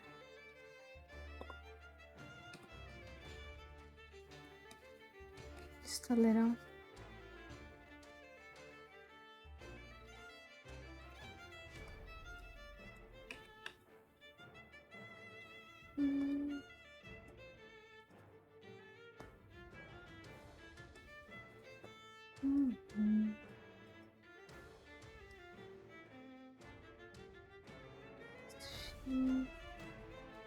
Rocks and monuments.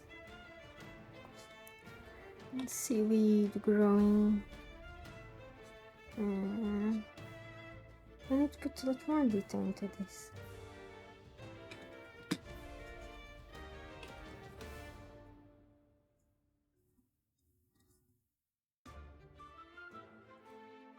Some houses going up into the distance.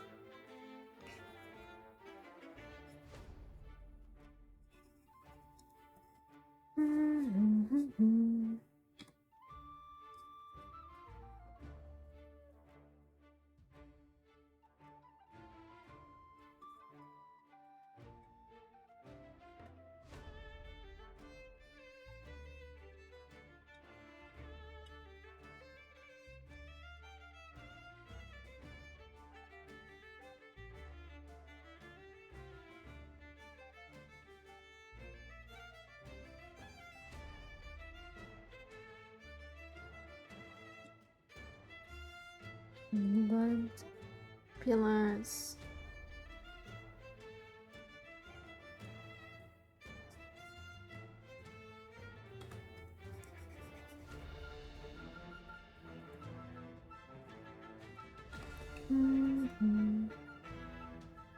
Of some sort. How long have you been drawing for? I think it's been what, 30 minutes or so? You arrived when I started. I was reading the chapter for this before that.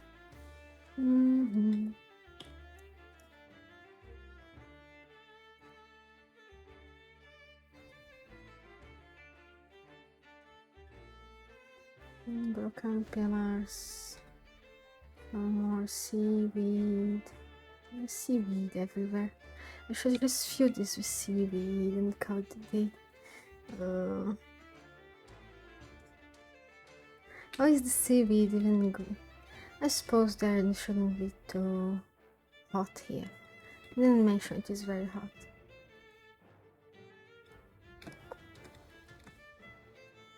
Yeah, I can't forget. Maybe the little eyes of things hiding in their corners.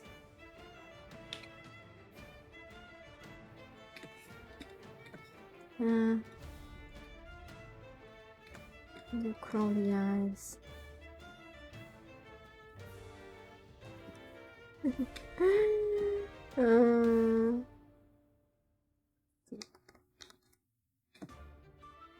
Doesn't look too bad.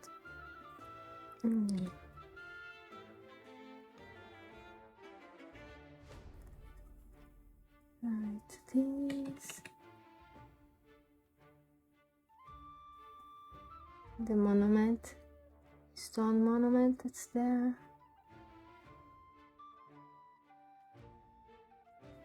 I feel the sight they saw was far more beautiful. So I guess this is why I'm disappointed in myself. It felt like they were seeing something quite impressive, and my drawing is not impressive, so keep picturing that impressiveness from the reading. Let's put some glow to this.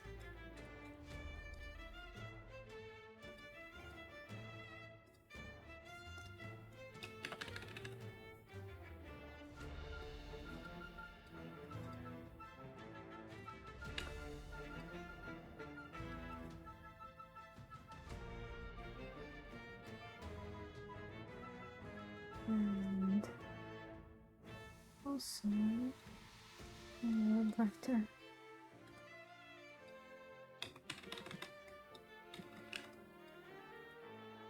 Far brighter.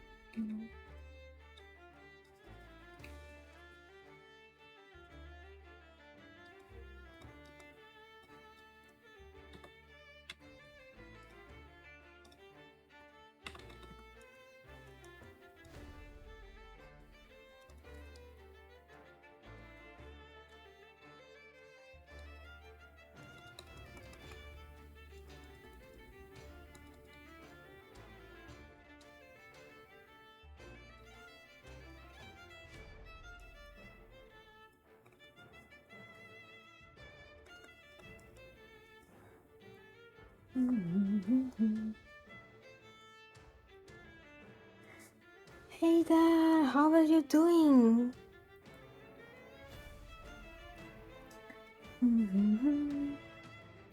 Thanks, Gorilla. I appreciate it.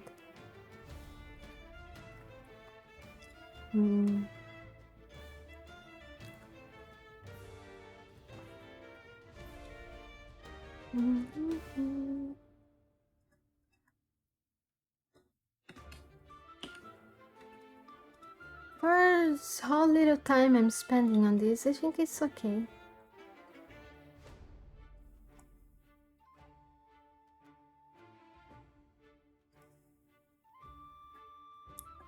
Where was the...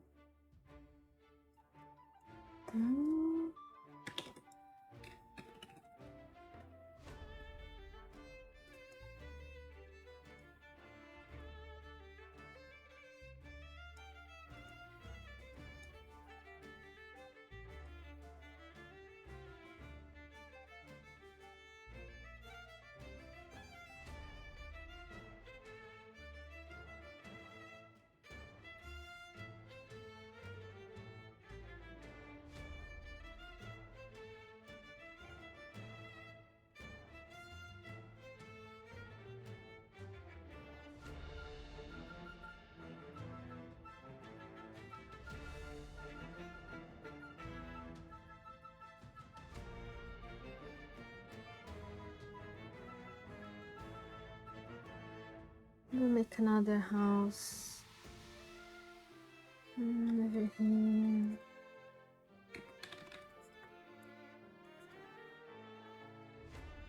Actually,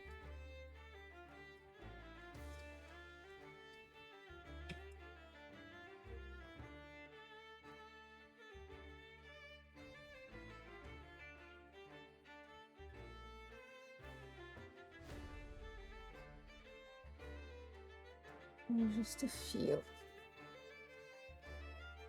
walls remaining.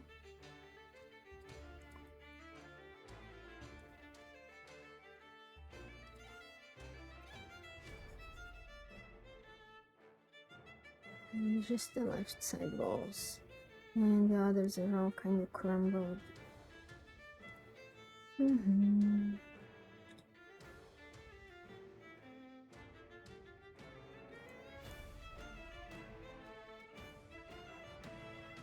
I suppose the top one is somehow intact. Let's go with that. It is somehow intact.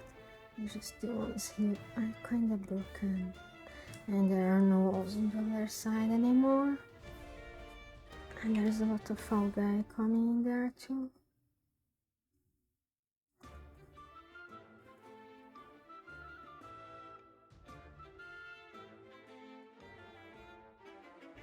Not here. Here looks cluttered. Maybe here.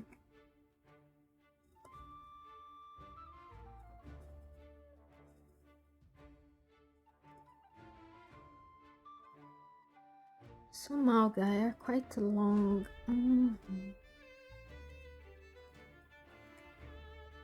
I suppose they're going to be the brightest things, absorbing all of the light.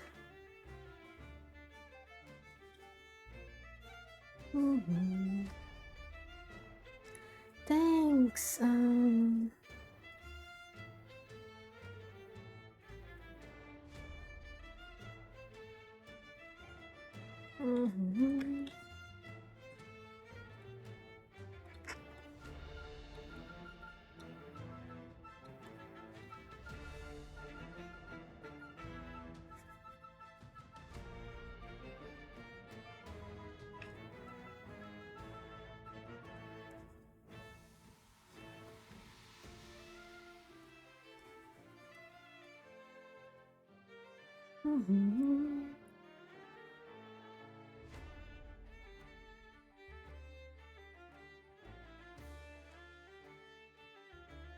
I think this looks somewhat like I can imagine it to be just a very crumbled scene, all in red, as they can hardly see anything.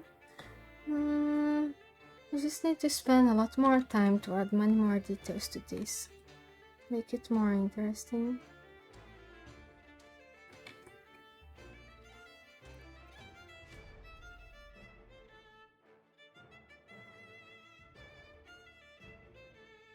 But for 40 minutes art, I think this is okay.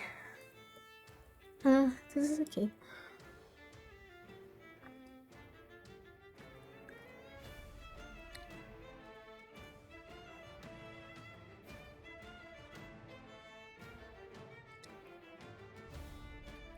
So I think I will save this.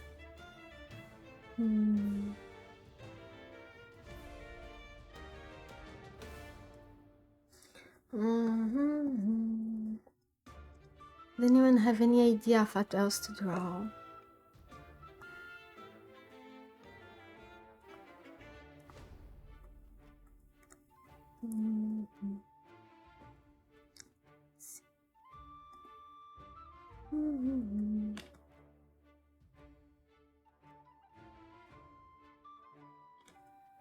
Go.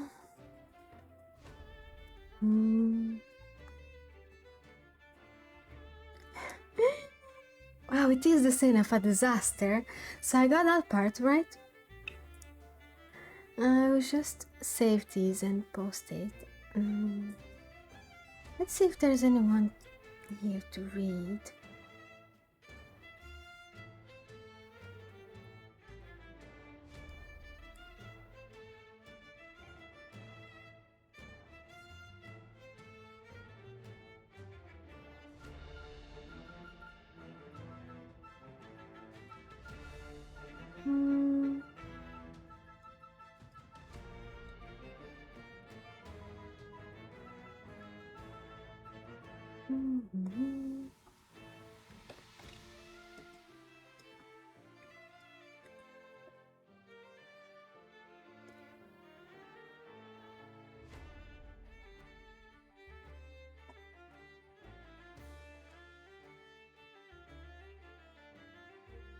I don't see anyone.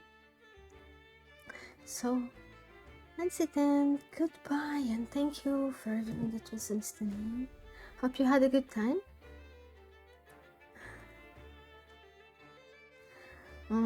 Which day is it today? Is Tuesday then tomorrow again? I think playing Bastion. That was it. And on Tuesday I'll be singing over on YouTube.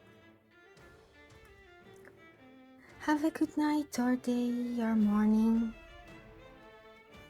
and have a good time.